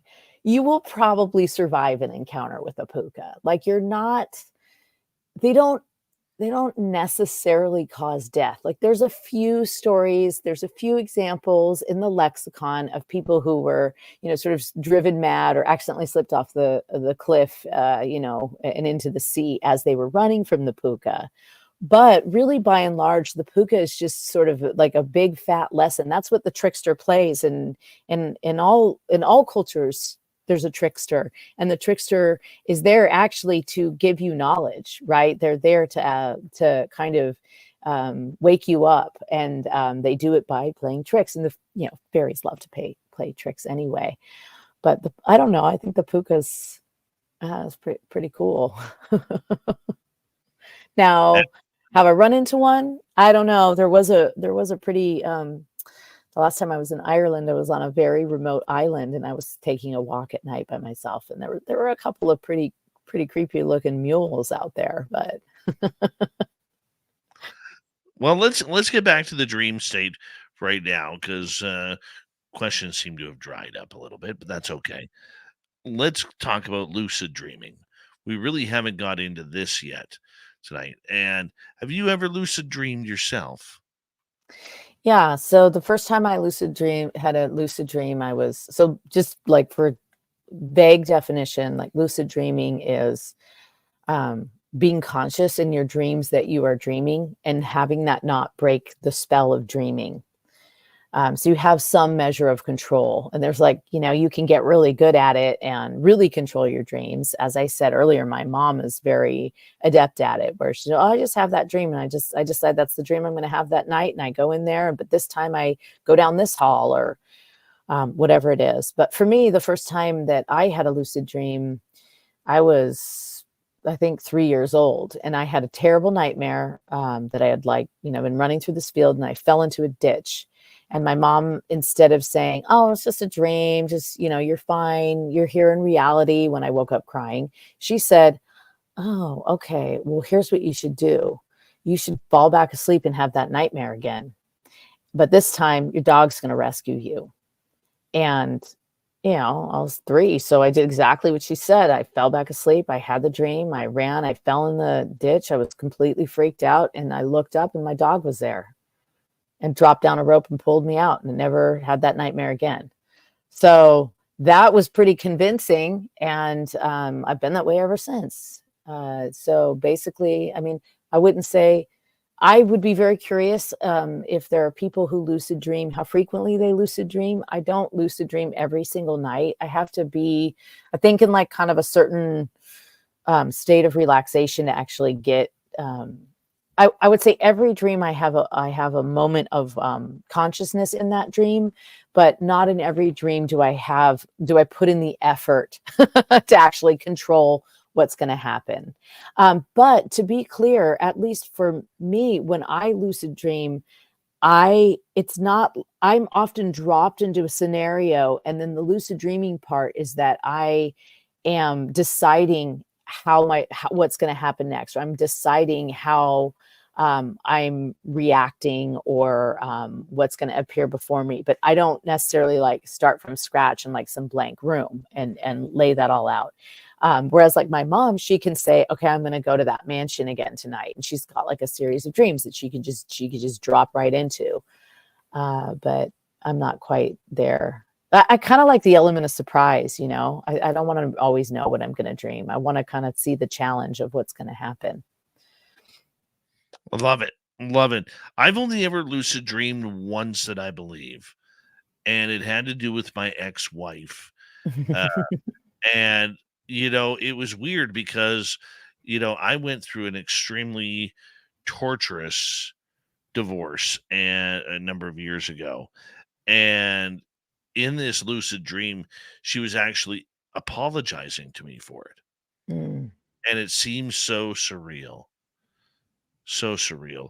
Amy would like to know, is chronic lucid dreaming associated with insomnia? Well, that's a great question. I don't really know. I'm not sure, chronic, if by chronic you mean it happens a lot. But when I think of chronic, I guess I kind of think of that being like a negative, something you can't shake. And maybe for some people, they don't enjoy lucid dreaming and they would prefer not to. But the key here with lucid dreaming is that you can actually change your dream, So if you're having a nightmare, you can actually do something about it. You can go back to that place. You can, have the conclusion that you want. I don't really know the answer to that because I'm sure there are dream studies out there. I personally am not a solid sleeper. So I do know that there's a pretty high number of people who lucid dream, who kind of like go in and out of multiple dreams in a night. I don't sleep maybe I sleep like an hour solid and then I wake up. Personally, that's just kind of how my sleep cycle has been most of my life, kind of constantly waking up and then, having to slip back into that dream. I would think that like with insomnia, it would make it more difficult unless the state of exhaustion puts you into a lucid dreaming state.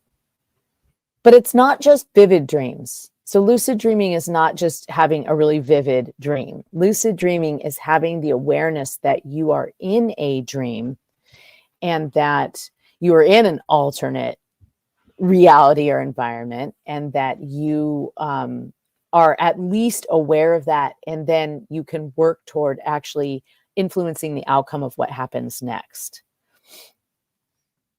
I love that. I love the way you put that as we continue on with lucid dreaming and everything to go along with that. Do you believe then that lucid dreamings are more like premonitions?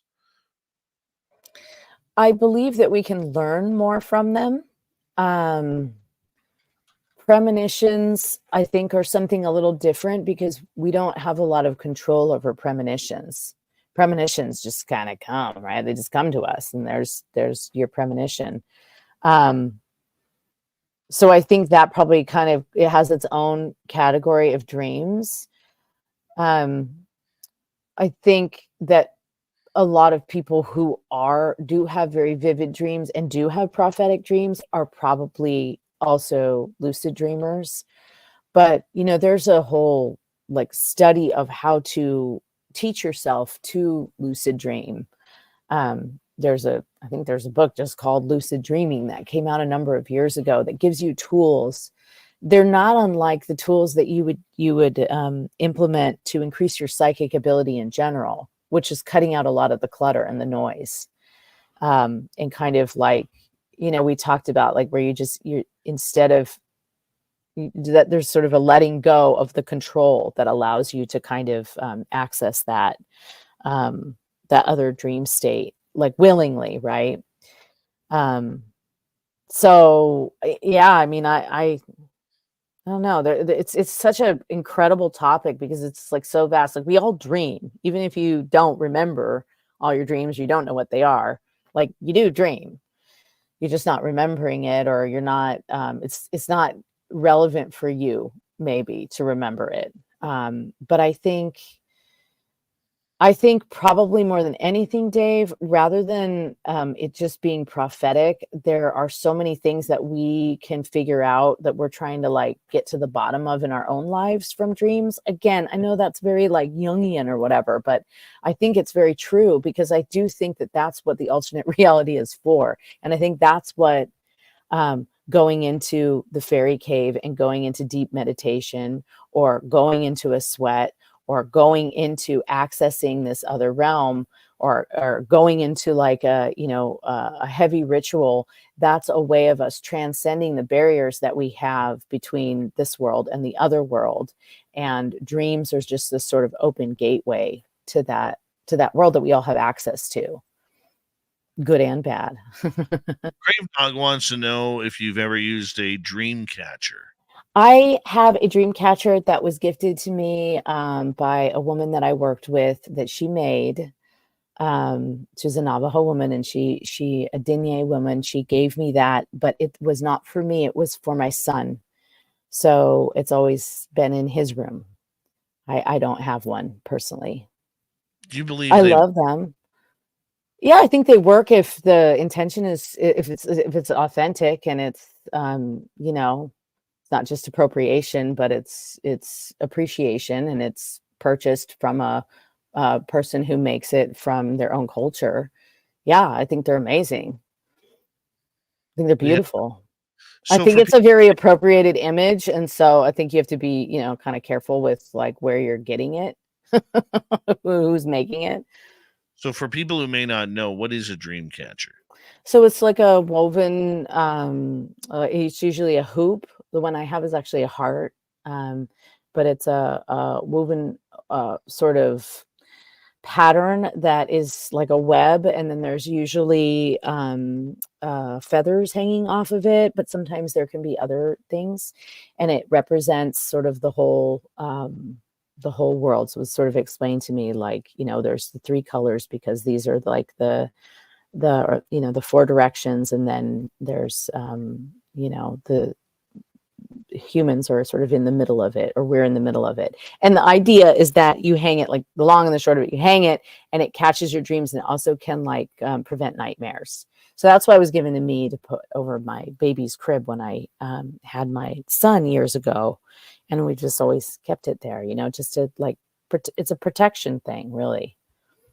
Yeah, I remember those, and they were very popular in the 90s as well, where they were trying, you can find them at any novelty store or whatever. I think. Yeah. So that's kind of what I mean. Like you have to make sure that you're where you're procuring. There's nothing wrong with appreciating those items and even using them if you've procured them in a in an ethical and honorable way. Very true. That's my 2 cents on it. Yeah, very true. Very true. Varla, do you believe then that, or maybe you can explain or have knowledge of the idea that, people can, maybe predict their own death, or predict, I mean, we've all had those dreams of falling off a cliff, or falling out of an airplane, or a hot air balloon, or whatever it may be, or falling into raging water. We've all had those dreams, and they're kind of eerie. Yeah, I mean, there's certainly like I do hear stories like that all the time of people, like I said, calling in and saying that they sort of had this near-death experience in their dream. I feel like, I mean, I don't really know. I honestly don't really know. I think that I would like to think that we can't really predict our own death. Unless, maybe you really know it's coming because you're chronically ill. I'd like to think that death just sort of sneaks up behind us and takes us when we're not expecting it in a very painless way, rather than staring down the face of like, some sort of tumultuous, muddy river that you're going to drown in, right? So, but that's actually that dream state, which is also a place where like the mermaids dwell. And that's the place where, as you are drowning, you see when the mermaids appear, and sometimes they rescue you and sometimes they pull you down deep and keep you with them forever. But it's that same kind of, they didn't mean to hurt you. They just wanted you to stay there underwater where you can't breathe. But I think there's that, like, there's a dream state there. Could be. Mhm. Could be. We got 2 minutes to go before we got to say goodbye to you for 2023. And what are you going to look back on in 2023 as a fond paranormal supernatural memory? Strolling the graveyard, the kirkyard, Greyfriars Kirkyard in Edinburgh, Scotland, with my best friend in the whole world, and sort of wandering through that cemetery as it was, it was getting dark, and just kind of we came around a bend, and we probably freaked ourselves out a little bit, because it is also a very it's right in the middle of the city, so there's a little bit of, at least for me, there's always a little bit of that. I'm a little more concerned about a human that I might encounter in the cemetery at dark than I am of a ghost. But I think that there was this kind of shadowy thing, and then we walked around this other corner my friend was taking photos, and I had one of those kind of whatever we were calling them, the anti-chills. So that's one of my fondest. And then my other fondest was with Merle in Vegas when we went to that, I think it was called the Cortez Hotel, and we both walked into this hallway, and we immediately had like I had that sense of like super heavy pressure, like almost like you're underwater and you're, like when you're at the bottom of a pool. I had that, and I looked at him, and he was like, "Did you just feel that?" And we kind of, I haven't had too many simultaneous paranormal experiences like that. I'm usually out on my own, so that was very cool. Varla Ventura, we will talk to you in 2024, my friend. All right, Happy New Year. We own the night with Varla. Coming up next, Steve Stockton from Among the Missing. Hour 3 of Spaced Out Radio is next.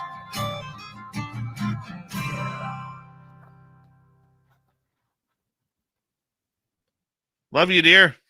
Love you too. I had another dream story I forgot about that was in a different book. Thanks, Okay. Dave. That was fun. We'll do it again next year. All right. Sounds good. People say. Yes, as the people say. All All dear. right. Well, good night. I'll talk to you in a month. Yeah. Yeah. Okay. Happy New Year. Thanks for having me. Bye. All right. As we say goodbye to Varla, sitting in the distance, Robin Hayes. I'll be right back, guys.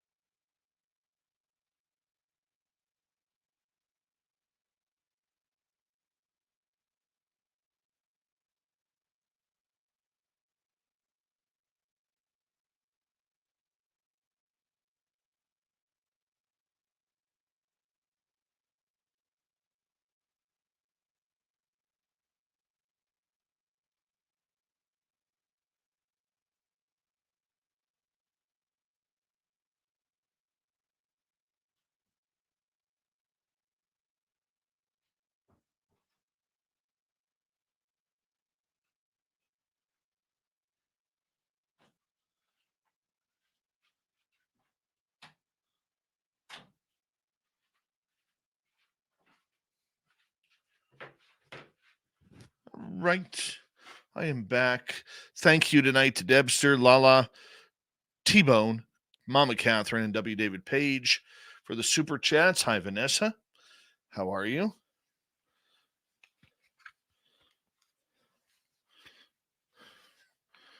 All right.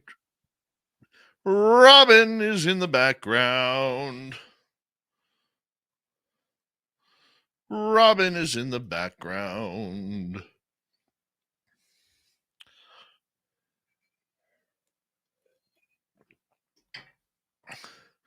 If you haven't shopped at spacedoutradio.com yet, you're missing out on some nice swag.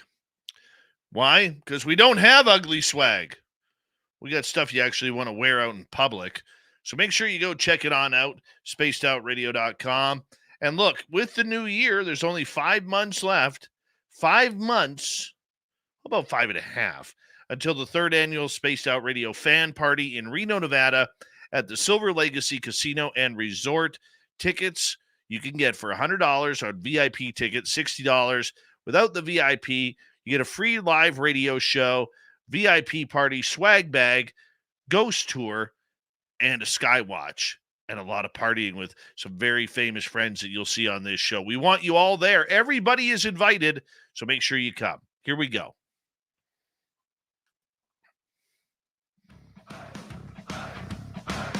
Would you like to connect with us? Head to spacedoutradio.com for all your latest show info. Now, back to Dave Scott and SOR. Here we go with the third and final hour of Spaced Out Radio tonight. My name is Dave Scott. Very much appreciate earning your listening ears wherever you are on this beautiful planet we call Earth. Hello to everyone listening in on our terrestrial affiliates around North America, digitally on Odyssey Radio, TalkStream Live, and KPNL. All of our archives are free. Join us at youtube.com/Spaced Out Radio. Do old Davey the favor, hit that subscribe button. The Desert Clam has set the password for tonight in the SOR Space Travelers Club. A bear. A bear is your password. Use it wisely, Space Travelers, as the Clam sets the password each and every night right here on Spaced Out Radio. Our website, spacedoutradio.com. We have a plethora of features for you. Rock out to Bumblefoot, read the news wire, check out our swag as well. Follow us on Twitter at Spaced Out Radio, Instagram at Spaced Out Radio Show, and on Patreon in the Space Travelers Club. It is that time of the night where we say hello to Steve Stockton from Among the Missing for another spooky story. Hello, friends. Welcome to Among the Missing YouTube channel on Spaced Out Radio. I'm Steve Stockton, and I'm about to take you on an unbelievable journey of people just like you. Their stories and encounters will haunt us on Among the Missing.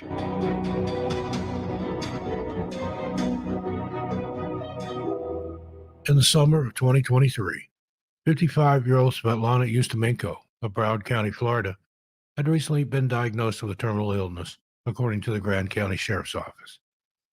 As a means to cope, Svetlana rented a vehicle, set off for the mountains in Grand County, Colorado, and ultimately vanished.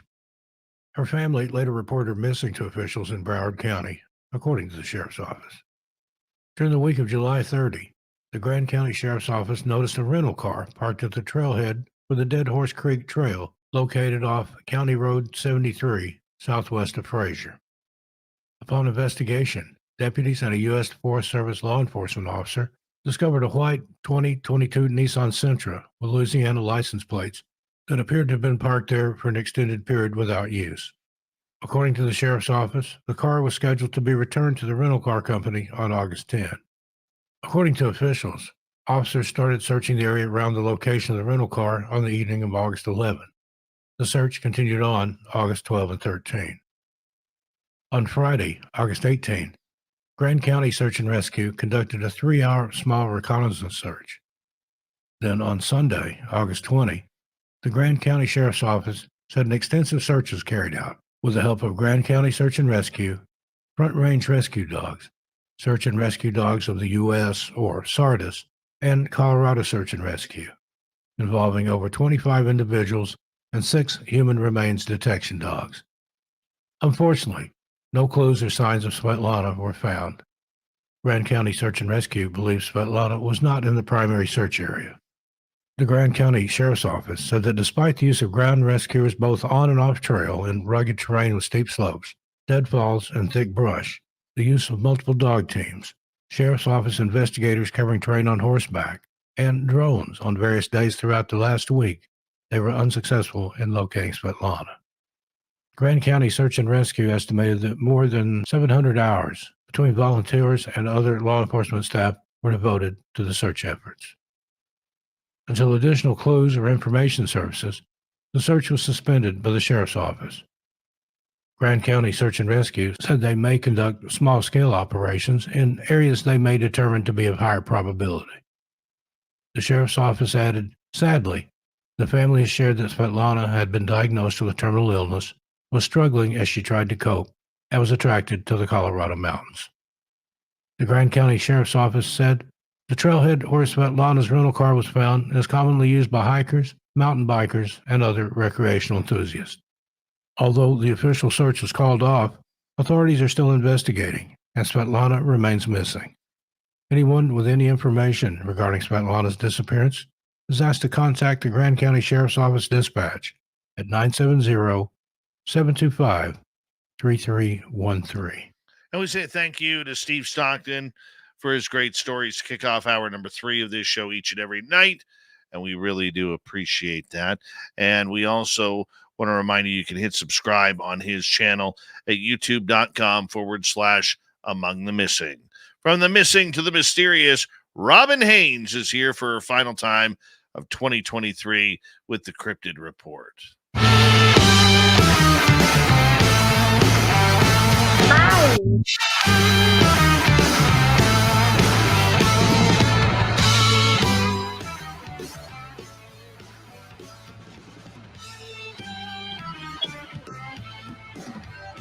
Happy holidays to you and Happy New Year right around the corner, Robin Haynes. Hey, how are you? I am great.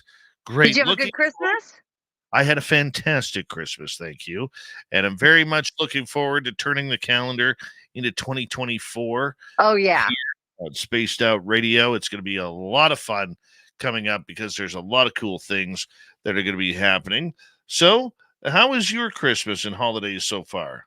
Do you know what? It actually turned out really good. It was my granddaughter's first Christmas, so that was nice. And then Christmas Day, one of my dearest friends, Chris Chastain, and his family invited me to their house, and it was absolutely incredible. And I ended up spending the afternoon taking 2 of the little kids out in the woods because they wanted to go out and learn about Bigfoot. So I spent Christmas Day with kids out in the woods, showing them stick structures and how to tell it was a stick structure and not deadfall, and looking for prints and telling them all about the Sasquatch. Lovely. Lovely. You know what? I can tell you right now, as of this moment, I do not have any snow in my yard. Yeah, I'm in South Carolina, so I definitely don't. But my family's in Michigan, and they don't have any snow either. Yeah, nobody has any snow right now. It's It's crazy. It's eerie. Going into 2024, it's very eerie. So it's going to be interesting to see. Hopefully in the next couple of months, we just get absolute buckets and buckets of snow. Yeah. It's like, this is crazy. I mean, it's getting colder, but it's not getting cold enough for snow. It's like a crisp fall day. You wouldn't even know it was winter. But every year, our seasons are getting pushed back. Between the pole shift and the energy shifts, everything is different. And the temperatures are going up. The Sasquatch have warned us now for about 2 years that our people have damaged the layers around the sun, and that there's going to be a massive heat increase, that our summers are going to get really, really bad, and that all the seasons will change. And so they've actually been pretty accurate. I mean, the winter is moving back farther every year. It is very, very weird indeed. Yep, but the Farmer's Almanac predicted it. And I don't go to the climatologists. I listen to the Farmer's Almanac because they always seem to get it right. And yeah, I usually just listen to the Sasquatch. I know you do. You're a weirdo that way. I am. I'm the weirdo. The resident weirdo. But we love you. We love you as our resident weirdo. I'm going to start off with a couple questions here from our audience. And Okay, Paranorm's let's asking, do it. Robin, we were just talking about dreams with Varla Ventura moments ago, and it made him wonder, can you confirm if Bigfoot or forest people dream? If so, any idea what about?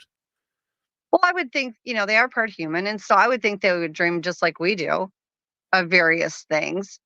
I mean, we do know that they can come visit us in dream state, but I would absolutely believe that they have dreams just like we do of various things, about their families, about things they've encountered, about experiences, and just, regular crazy dreams like we do.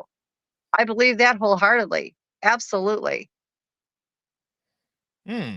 I wonder if they dream of like racing stock cars or I don't flying. know. I doubt that. I have had one of the kids that was out here, Zerky, was making really bad noises one night, and when I asked what was going on, his mom said he had a bad dream, that he was okay. So I don't know what he was dreaming about. I just know that that's what she had said. Whether that was true, I don't know, but that's what she said. She said he had a bad dream and he woke up screaming, and I said, okay. Okay, so do you ever wonder? Maybe I'm pushing things a little too weird here, but have you ever talked to them, or have they ever talked to you about, when they see things flying in the sky? I'm not saying UFOs. I'm saying maybe hot air balloons or satellites or airplanes or jet aircraft. Well, we had, when I was in Michigan, when the planes would come over, because I mean, there was an airport within like a half hour, 45 minutes from us, and we would occasionally get the planes that would come over, and they would panic, and they were worried that it was UFO ships. Now, I don't know that they necessarily associated anything in the sky as anything other than the UFOs. And there are UFOs that they're not afraid of, and there are certain kinds that they're terrified of because they know they bring in the bad ETs. So the hot air balloons, I've seen the hot air balloons before, and other than they were excited about colors, and they had that noise that the hot air balloons, make, like that whooshing noise where the air's going up. They were very uncertain about that. Yeah, I mean, they really do. They get curious about all these different things that are going on.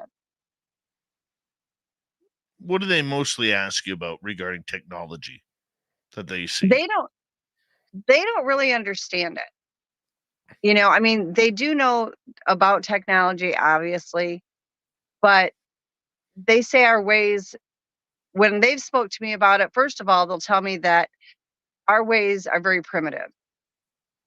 So their idea of technology and ours are two different things. They don't use technology. They're not familiar with technology, but they are not impressed by ours at all. And I think that probably comes because there are some, and there's been a lot of people that have seen them on ships before. I've talked to different people that have seen them, on ships. I've watched them go on to ships when they were, where they had come down in my back field. And even the robotic ones that are definitely dangerous, and they would go in and out of the ships. And so certain ones, again, they were very comfortable with, and they were comfortable with the technology that goes along with it. But when anything like with our cell phones, they say it looks primitive. They don't understand what that is. Just that we all have them. I mean, I think they get to the point where they think they're just part of us. Like, I can go out in the woods with a camera and get no luck. If I go out with my cell phone, they're fine with it because I carry it everywhere I go. They think it's just an extension of me. I do have different contacts that claim that they've actually seen them with some kind of a device. They don't know what it is. And it looks like there's some kind of technology there, but what it is, we've never been able to find out. And we don't know. Those aren't your regular, North American Sasquatch, or even the ones in Canada. Whether or not these are something else that the ET has created, we've never been able to find out conclusively. Okay, so let's get to the second question here. Sovereign wants to know, are they banging on your walls because they're being nice? It depends on the situation. At my house, I get them knocking on. Actually, my entire life they have, and it's not been a problem. I've worked with a lot of people, and when you're just getting the knocking, that's kind of like letting you know it's there. When you get these hardcore hits, it's a little bit more aggressive, and there's a reason. Now, we did have a situation here where there was a fire out in my front yard where a power line, it came down on it, and it was setting the grass on fire. And they did come to the house and they were pounding extremely hard, which is unusual for them. Normally it's just like knocking. And so when I tried to mind speak with them to find out what was wrong, they were just like borderline hysterical. So we went outside and there was actually a fire out in our yard. So that was, to warn us. But typically the regular knocking or just like a one slap of the house, I wouldn't get too concerned about. But when you get hardcore beating on it over and over and over again, then that would be a little bit more aggressive. I get that. What would that hardcore beating mean? Well, it depends on the situation that you've been in during the day. Like if you've been out in the woods and maybe you're in an area that you shouldn't have been and they followed you home and they don't want you to come back or something like that, they may be a little PO'd and push your buttons a little bit and be a little bit more aggressive that way. Or, if you've done something where you've been out in your backyard, let's say there are structures out there and you tore down their structures or something like that, they're going to retaliate. But primarily my experiences is it's more of the knocking or a house slap. And when I say a house slap, it's just like if somebody took their hand and walked up to the house and just slapped it with, their hand palm onto the house. And that's just saying, hey, they're out there. Now, my case in Michigan, they would literally knock, like knocking on a door or tapping on a window, and they wanted me outside with them. And I didn't have anybody to go to for help. I did it willingly, and I would go out there with them for hours. And I was very fortunate because the group I was with they were extremely friendly, so I was safe, but I don't recommend it. And if you do decide to go out when they're knocking or tapping, you don't leave your porch. You don't ever be put in a situation where they can get behind you and separate you from the safety of your home. If you want to go to the door, open the door, whatever, stand on the porch, that's one thing. Don't get it so that you can ever be cut off so that you can't get in, to your home or whatever, just to be safe, because if you don't know the clan that you're working with. Now mine, like I said, I never had any problems with them, but I was really lucky. I would never encourage anybody to do what I did. I get you. During these times when we have one of the warmest winters on record right now, how Yeah. does that change the activity of the Sasquatch? I think it brings it out more. Now right now, this last week has been deadly quiet here at my house, but Christmas, there's a lot of new people up and down the block and they were doing fireworks and stuff. And so it's kind of got them a little spooked.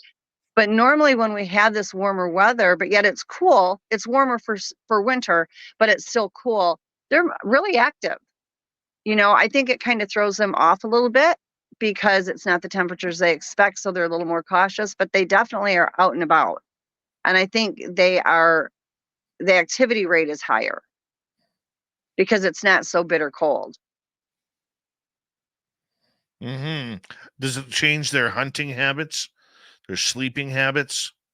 They are going to get out and they're going to hunt more because as far as they're concerned, there's never going to be enough food, so they're going to get out there while that weather's still good. They will keep hunting and storing food and stocking food up for the winter as long as weather permits. So if they're getting a warmer weather, even this time of year, they're going to be out there and they're going to get that extra food and they're going to stockpile it up.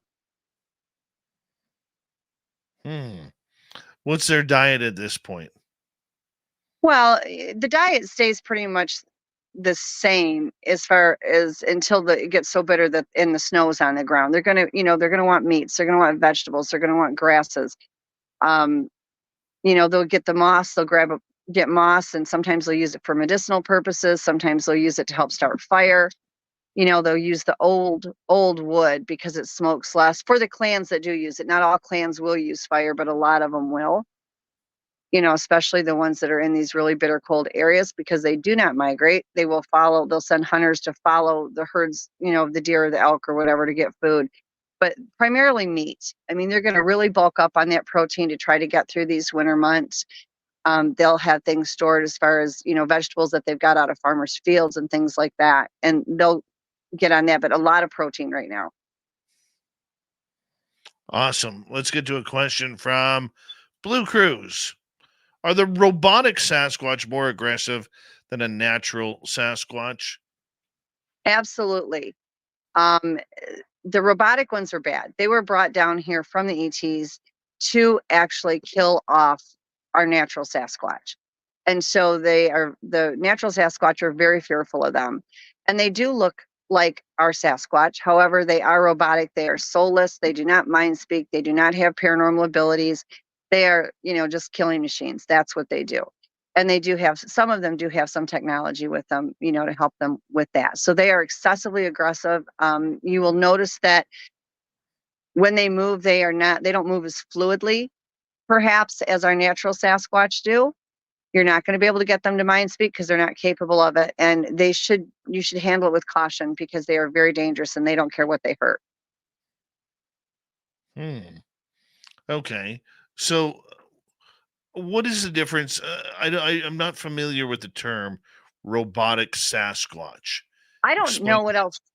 I don't know what else to call them. These things are like they look like, by what I've seen of them, and I've only seen them a few times, they literally remind me of something. I call them robotic, and that might not be the correct term, but they look like they're robots. I mean, they are literally like a engineered thing that is controlled by the ETs and is, I'm not going to say the government doesn't have them as well. I've not been made aware of it, but that's not impossible. I have seen them coming off of ET ships, so I do know that they do come there, and they literally look like our guys, but they move in a robotic fashion. They aren't a living, breathing organism. They're, they don't have, as far as what I can see, I mean, I've never examined one, but they just don't seem like they're alive. They're more mechanical. Okay. I never knew. I mean, when I think robotic, I don't think of something that would be a biological Sasquatch nation here.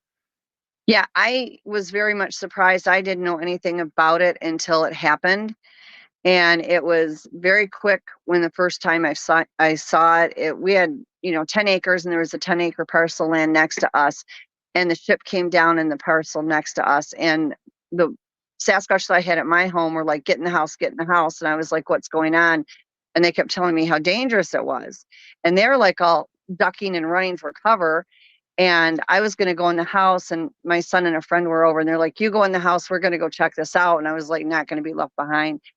So we went back there, and there was actually a ship that had gone down and landed in the next parcel next to me. And when it opened up, these things came out. And as as most people that know me know, I read energy signatures. There is no energy signature to these things. There is nothing that shows that they are anything that's living and breathing. But when they move in a stiffer manner. They don't lose focus. You can't get their attention. They are not speaking. They're not making the noises. They just move in a completely different manner. They look normal. The looks are the same, but they are highly aggressive, and they're on a one-track mission, and that's to find the natural Sasquatch. And they're frightening. Like I said, I wouldn't trust them around our people or the Sasquatch people, because the only thing they're there for, according to the Sasquatch that I talked to at my house, was they were sent there to capture them, take them back, and destroy them. And that's what I was told by the Sasquatch. I mean, that's where I got primarily most of my information on them from, other than what I saw. 1 minute ago, wondering if you look back on 2023, what was your first, or what is your best memory of this year? The people. I mean, I have worked with some of the kindest, most sweetest people on the planet this year. I've been overwhelmed working with them and helping educate them in any manner that they needed me to. And I have been blessed like you would not believe, Dave. I mean, the kindness these people have shown me, and it's been an honor to work with every single one of them. They're just so kind. And I mean, I'm always surprised when anybody wants to hear anything I have to say anyway. And then I get these people that, want me to work with them and help them or work with their clans. And it's just been a blessing. I think that's been the highlight of my whole year, because I've met some of the best friends I've ever had. I really have. Wonderful. And Happy New Year to you, Robin Happy McRae. New Year, everybody. We will talk to you in 2024. You got it. All right, coming up next, it's the Dave 101 and the strange news of the week. Final half hour, Spaced Out Radio coming up next. Stay tuned.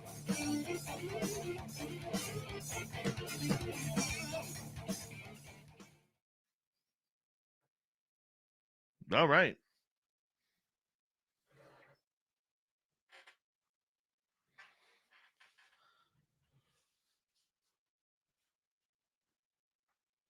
All right. What should we talk about?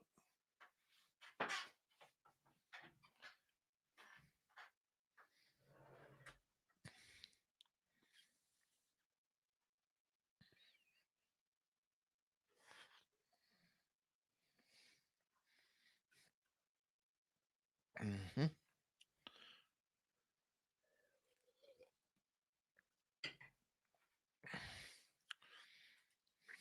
Mm-hmm.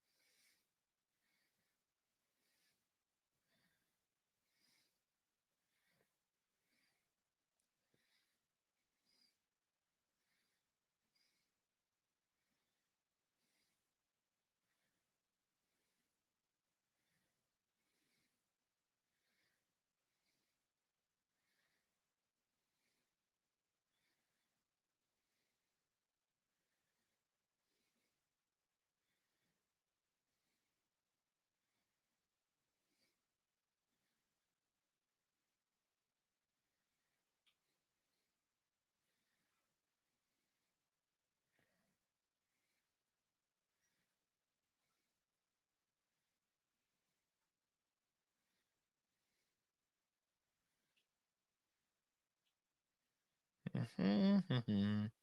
All right, I know what I'm talking about.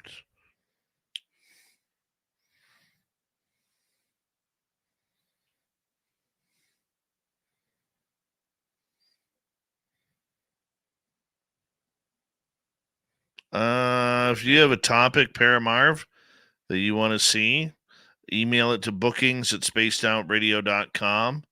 Bookings at spacedoutradio.com. What topics do you want there? We're always open to new topics.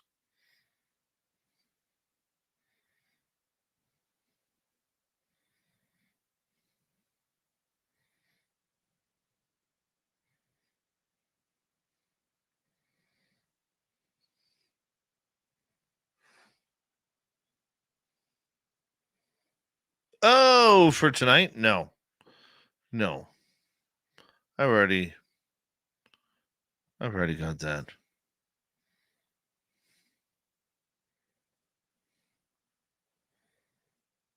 Keyword there, Major Lee, is believe.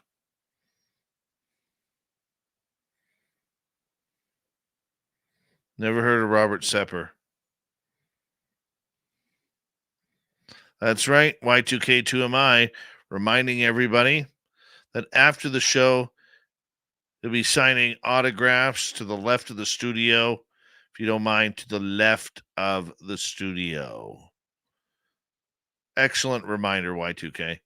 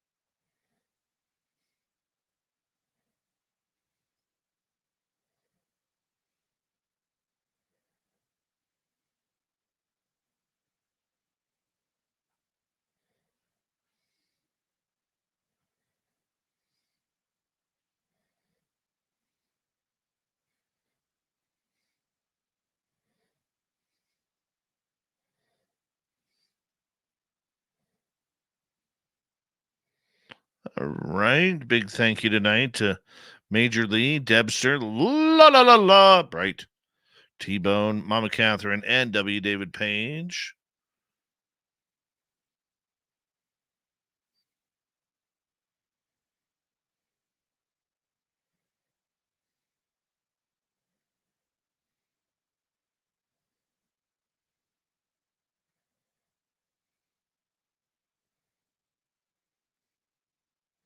Here we go.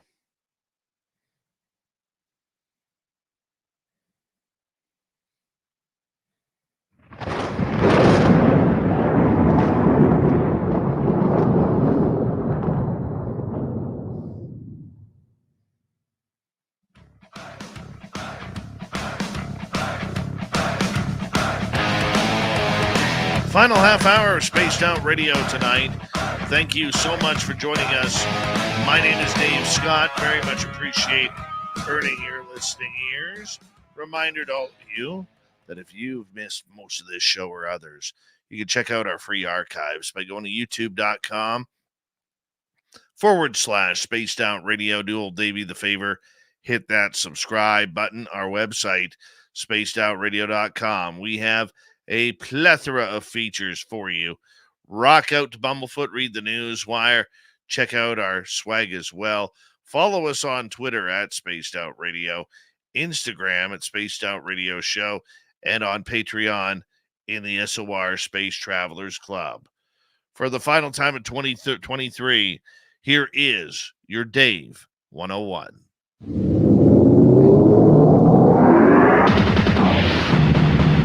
It's time for Dave 101.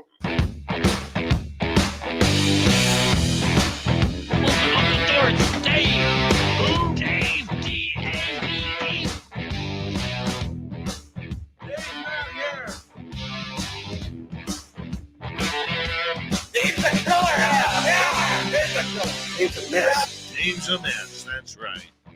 All right, so I figured I'd do something fun for the final Dave 101 of this year. And, you know, outside of people trying to wreck my chi and my zen, you know, and screw up my chakras, it's time to finally have a little bit of relaxation.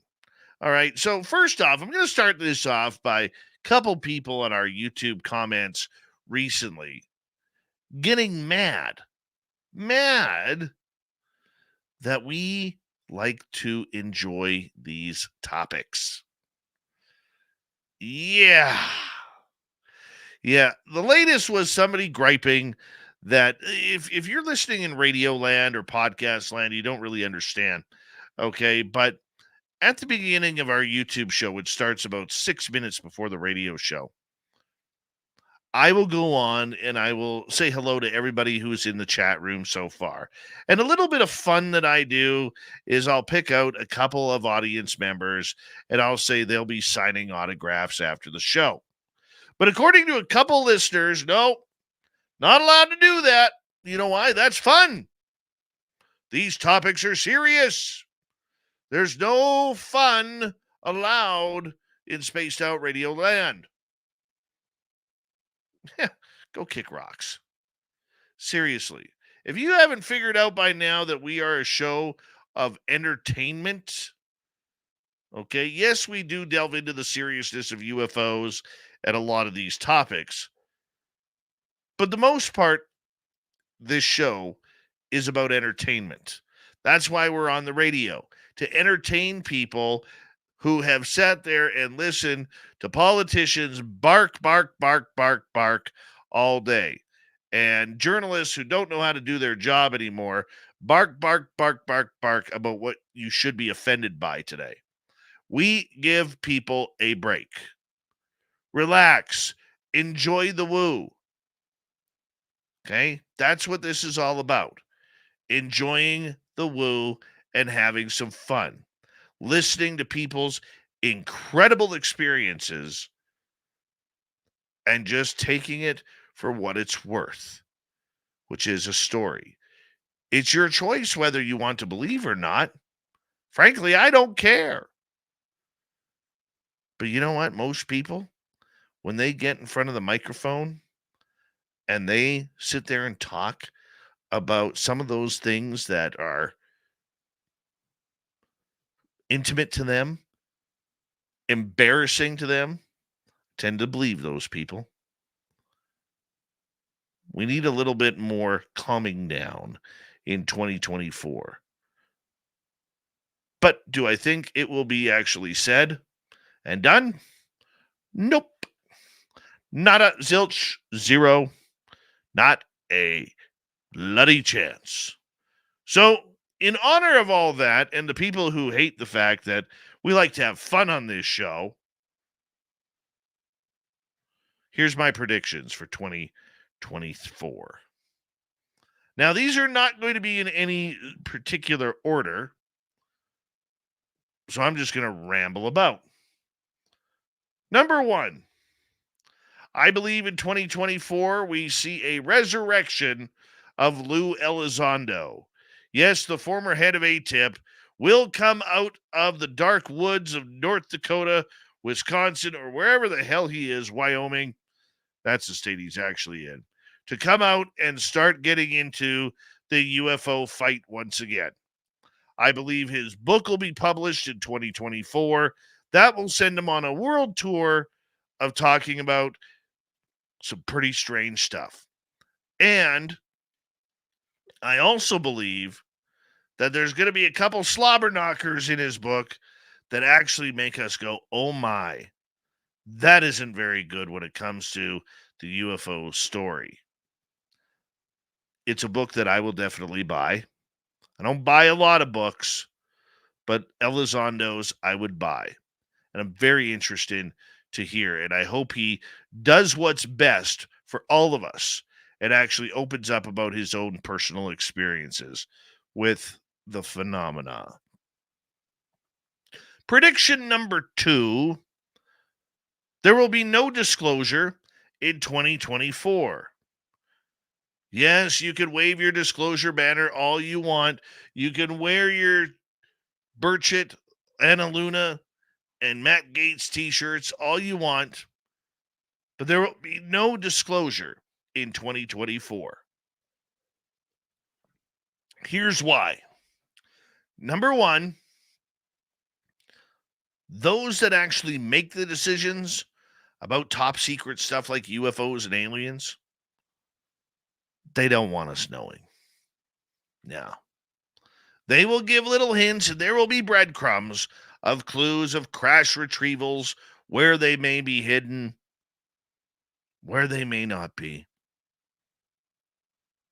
There will be more clues about the pilots that David Grush talked about that we are presently encompassed with. Not you and me, but the government.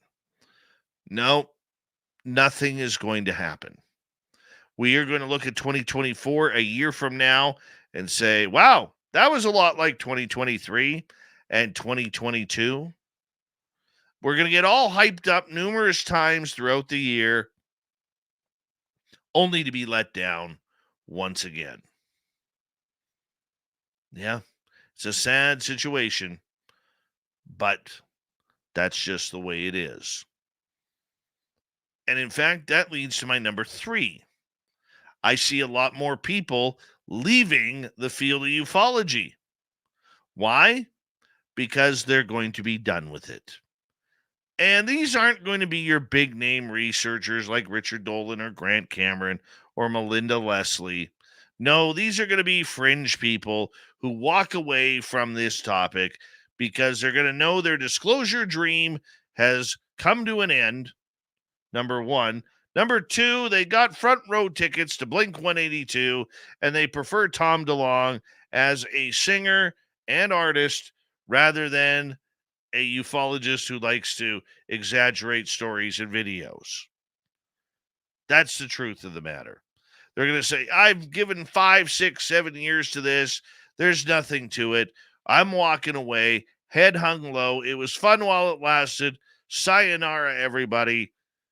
But I'm going to play canasta with my grandparents at the old folks' home. That's the way it's going to be. I think it'll be healthy to get rid of many people in this field. I really do. because there's just too many opinions that are clouding the natural answers that we should all be seeking. Speaking of UFOs, I'm going to make my boldest prediction yet. I believe that we are going to see more and more people say no to UAP and yes to UFO. I think the UAP acronym is dying.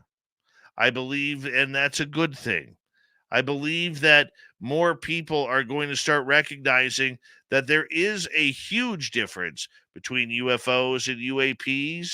UAPs being man-made objects that we try to hide like UFOs. And more people are going to come to their common sense, realize that it's a government facade, the UAP acronym, to hide what's right in front of you. Yes, the government knows about UFOs. They may not know as much as we think, but at least they know about them. And one thing that they do know that we're going to figure out in 2024 is that UFOs have nothing to do with UAP. And it's going to be up to you, the public, to also educate people about that. Okay, so if you're having that UFO conversation, somebody brings up the UAP acronym, hit them with a steel chair, clothesline them off the ropes, do whatever you got to do in order to smarten them up and say, hey, brain up. UAPs are man-made. UFOs are not. My prediction for the paranormal world this year is we will probably see more infighting because of television shows. Yes, the same people will still get picked up. Don't worry, you will still have your Zach Bagans, your Chip Coffey, your Amy Bruni, your Adam Berry, while people continue to line up on the sidelines. Good people like Dave Schrader, who deserves his own TV show again. We're going to see a lot more of the same in the paranormal. Why? Because it never changes. It's like that one friend who has like 20 t-shirts of all the same brand and logo. Yeah. And all they do is rotate those t-shirts each and every day. That's what the paranormal looks like right now. They're not going to solve ghosts. They're not going to solve life after death. That's way too much for somebody who has to be, the closet skeptic of the team. No. The paranormal is going to continue its downward spiral. People are going to consider it more of a game than actual potential research into the ultimate question: is there life after death? And, that makes me spark something inside my head. How can you be a paranormal investigator and not wonder whether or not you can solve life's little biggest mystery? Is there something more out there? That's what I'm talking about. In the cryptid world, I think Dogman is going to overtake Bigfoot in 2024. Why? Because it's a change of scenery. No, there are not going to be any more real elusive Dogman reports. Yes, they will continue to come in. But I think that people shift it every now and again. And I think Dogman overtakes the popularity of Sasquatch for at least 1 year. Hell, I'm still a Bigfoot guy over a Dogman guy. Don't get me wrong. And I still think that Bigfoot would kick Dogman's ass if they ever stepped into the squared circle. But I think popularity-wise, every few years, we see the Dogman rise into more popularity, and I see that happening. On this show, I predict that we are going to continue to grow in radio stations, grow in audience, and grow to the point where we're just bigger than we've ever been before. So that happens literally every time we get a new subscriber on places like YouTube. But you guys are invested now. You're invested in us. You are invested in what we do. but now I think you're going to help us take it a little bit more mainstream. That's my prediction. I'm going to predict that we are going to see less and less knowledge of near-death experiences and out-of-body experiences. I don't know why I'm saying that, but I am saying it because they seem to be forgotten topics of what we talk about on a nightly basis here on the SOR. And it's not just this show. It's the 1.5 million other podcasts that are not talking about this subject either. And why? It is so fascinating. When you see and hear people talking about flying through the universe or being connected to that silver cord that can stretch thinner than anything in this world, but no matter what, you cannot break it. We need more people to come out about their near-death experiences, both on the positive side and the negative side. But most of all, my prediction for 2024 is that we are going to be bigger and stronger for all of you coming up next year. We got big plans at Spaced Out Radio, and we want all of you to be right there with us as we continue to grow. Thank you for being an amazing audience in 2023. Thank you for sharing our stories on YouTube and Facebook and Instagram and Twitter. It means the world. We may not be perfect, but I can say this. We got the greatest audience around. Thank you to our radio stations for a wonderful year. Thank you to our podcast side of everything. And thank you to each and every one of you for what you do to support what we do. That is your Dave 101. What time is it? It's time for Shirky Poo's news! All right, let's get to more predictions coming out of the news. Yeah, psychics predict some interesting things in 2024 as they gathered around, and of course it always deals around showbiz and politics. Kim Kardashian predicted to become a lawyer. Will Smith slapping Chris Rock at the Oscars. Yeah, we've heard them all before, but psychic celebrity John Cohen has some interesting takes for the coming year, including the end of Taylor Swift and Travis Kelce. Yep, apparently his career's on a high, so is hers. Same goes for Justin Timberlake, whose professional life is going well, but his marriage to the gorgeous Jessica Biel is so-so. Meghan Markle will try and get back into show business, but bombs, while Trevor Noah tries his hand at acting and becomes a huge success with a ton of offers. He's terrible, Trevor Noah. Terrible. And horrible hair. Horrible. Brad Pitt and Jennifer Aniston find their way back to one another in 2024, while Kevin Costner finds love with someone half his age, like Jewel. Like, go figure. Go figure. And Brad Pitt, you don't deserve Jennifer Aniston. She needs more woo in her life. I know a guy in Canada. Mick Jagger and Paul McCartney kiss and make up after years of feuding and collaborate on a future hit. Yeah, I don't see that one happening. The health of another older star, Shirley Jones, takes a turn, but she managed to stabilize it with required assisted living. Marlo Thomas and husband Phil Donahue get a special. Phil Donahue still alive? While Leonardo DiCaprio takes on the life story of Jack Cassidy and scores an Academy Award nomination. Well, we'll see on that one. He gets nominated for the Academy Award each year. Meanwhile, prophecies of the late blind mystic Baba Vanga, who died in 1996, believing she could predict the future. The seer, sometimes referred to as the Nostradamus of the Balkans, offered 8 more for the coming year. Yep, let's get to them. The clairvoyant reportedly left behind predictions for every year up to 5079. Here's what she claims to unfold in 2024. Well, this is a big one.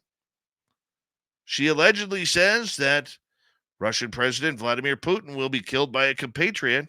There have been many false claims that Putin is already dead, and the man we continue to see is a body double. The Kremlin, however, denied the report, calling them absurd. Yet the continent in Europe will see a surge in terrorism, according to the psychic, and a big country will carry out biological weapons tests or even attacks in the coming year. Vanga claimed that there would be not only be many natural disasters and weather events around the world, but there could be a rise in radiation levels.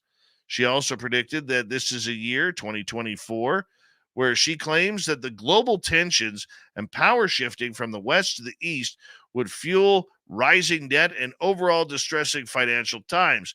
Boy, she must have fallen in love with Trudeau. According to the mystic, hackers in the cyber world will target infrastructure like power grids and water treatment plants, amplifying threats to national security. The tech revolution will continue. While AI tech has been making news lately, lesser known field of quantum computing will progress, and quantum computers will be able to solve problems far more quickly than standard computers. Also, Vanga's prophecy involving human beings grown and born in labs could be something to watch out for in 2024, though it is unclear if she meant humans could be tweaked on a genetic level and be designed to their parents' specifications. Let's hope not. Let's hope it doesn't get there. And medical breakthroughs, not all scary. She predicted we will soon have cures for forms of cancer and Alzheimer's disease. God, let's hope so. Let us hope so. See if we can sneak in one more. Here's a Scrooge hosting a big, elaborate Christmas dinner for loved ones. Could be expensive. Well, a lady in Wales has decided to start charging her family and friends. She did that after her husband died in 2015. Decided it was too expensive, so she was going to charge her adult children $25 a meal, while her grandchildren $17. And apparently, due to inflation, this year, those prices went up. Thanks, Mom, for the dinner. Appreciate it. I don't get it. Don't get it at all, but hey, it's her, not me, right? We got Mr. Ron Bumblefoot Thal rocking in the background with Little Brother is Watching. Bumblefoot is the official music of Spaced Out Radio, rocking us in and out of every single show. Get your horns up for the guitar god himself.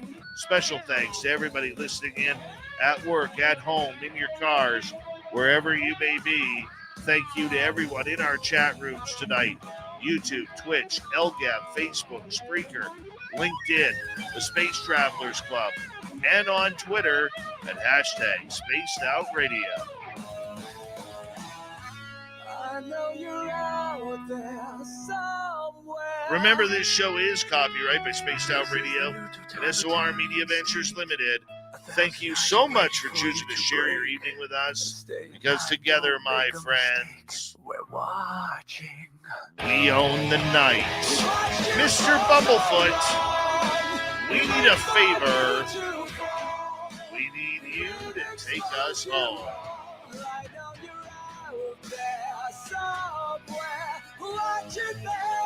Yes, the Woo train has docked for the night. But soon, my friends, we shall ride again. Your seats are always available. Your tickets never expire. And if you want to bring a friend, we've got room for them too. Good night.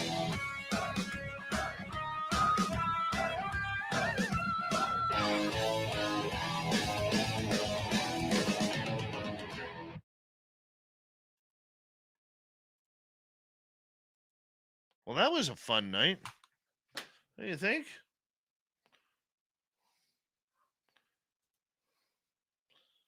Sovereign farted hard. That's always a good one. Even Nikki in Seattle was ripping him hard. Very impressive, Nikki.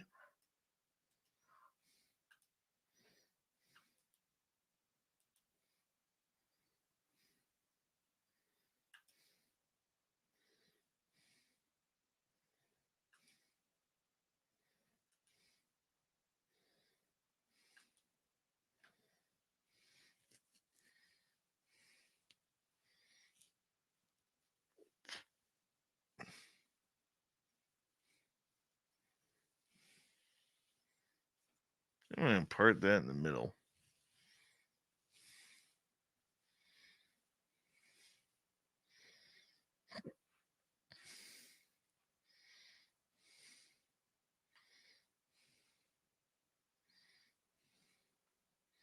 That's right, Sovereign. We totally did.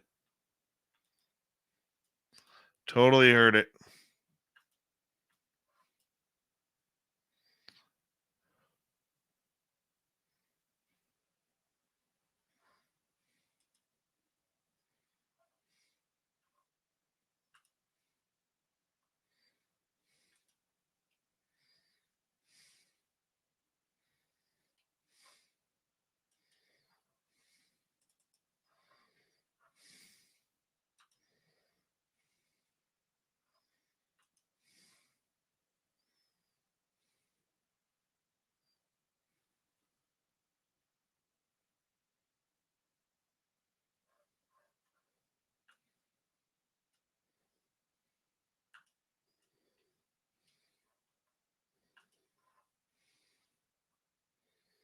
All right.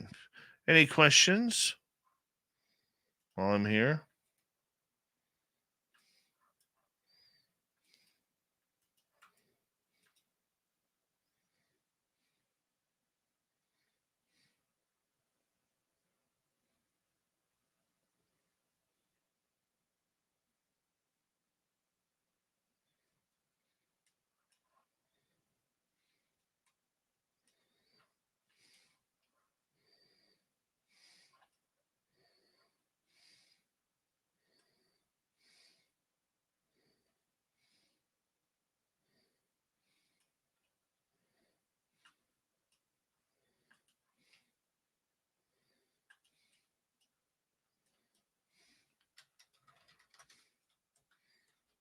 Has Robin seen any evidence or signs of wolves at her house? I don't know. That'd be a question that you'd have to ask her. Eugene, yeah, we'll talk in the new year about that. Okay. We'll talk in the new year about that.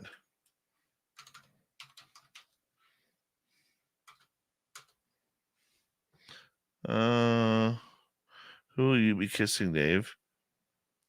My beautiful lady. That's all I got, man. Why Debster? Yeah, you need love, Deb. Teasing. I'm teasing. Thank you, Paula Fost. My shoe size, I'm a size 9.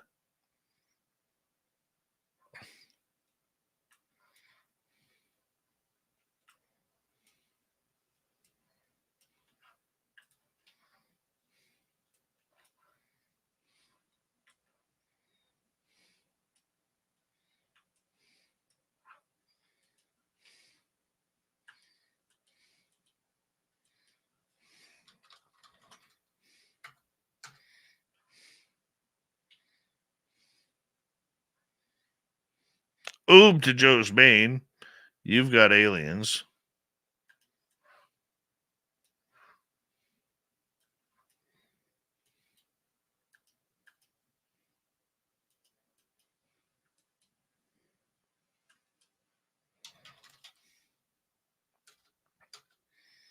Hi, Susie B. Are my tires rotated? Yes. Always rotate your tires every 10,000 kilometers or 6,200 miles. Somewhere around there.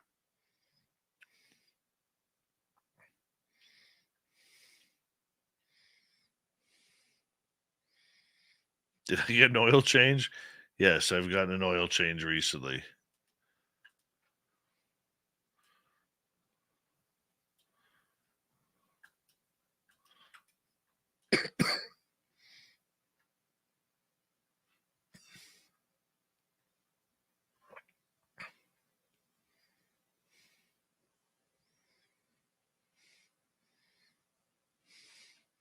Tried out my new ice cube maker today.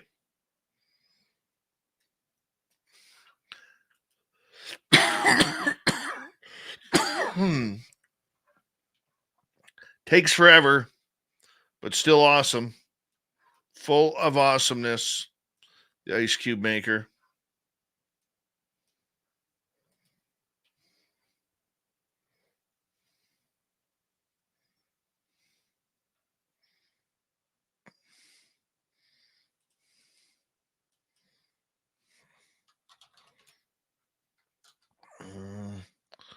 Dave, will you be kissing Monk in 2024?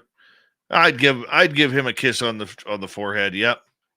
If he shows up to Reno, I'll give him a kiss on the forehead.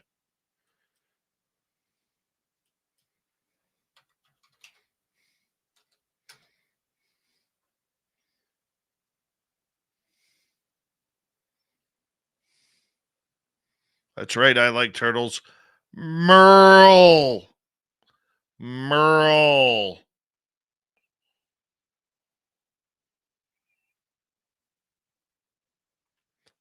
Because I always forget to make ice cubes. So I went to a house party and friends of ours had an ice cube maker.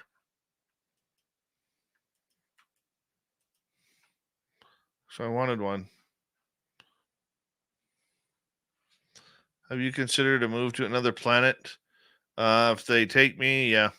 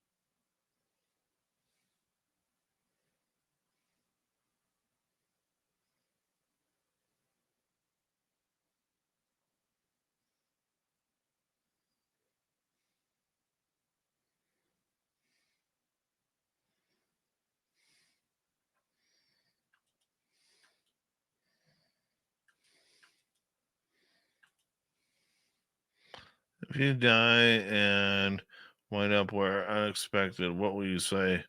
Holy shit, how did I get here? Exactly what I would say.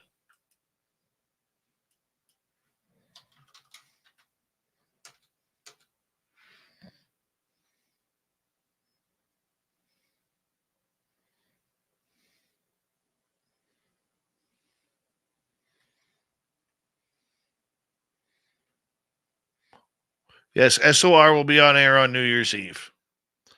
I'll try and pop in, but Sweet Robbie G will be hosting.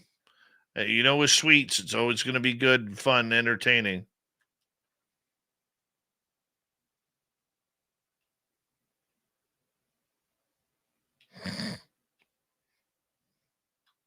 Actually, I am considering owning bees. I love bees. Totally considering that. My neighbor 2 houses down here has bees, so I was thinking of actually going to chat with them about it.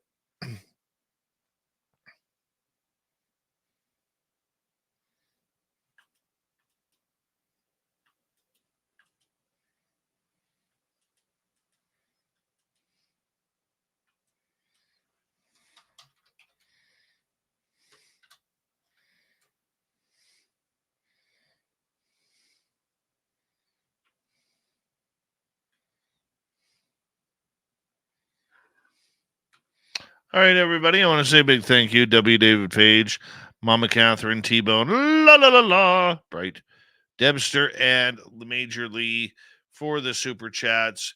It's a great way to support what we do. Tomorrow night will be my final show of the year, and our guests will be Anna Moss. No, that was last weekend. Grant Cameron tomorrow night. Finish off 2023. How good is that, people? How good is that? And make sure you come hang out, hit subscribe, ring that bell.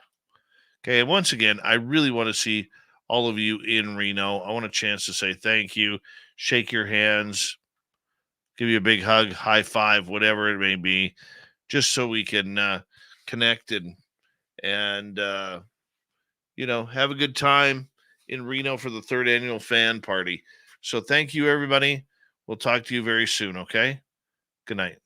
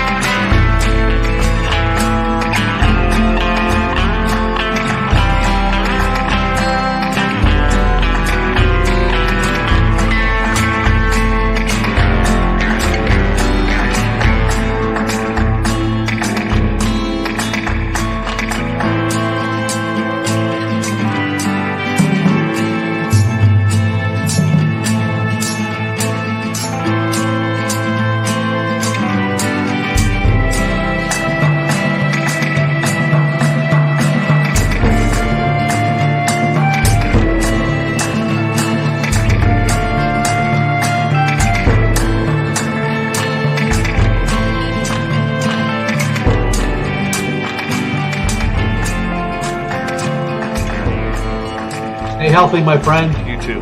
If you need bail money, give me a call. Always, Dad. Take care. You too.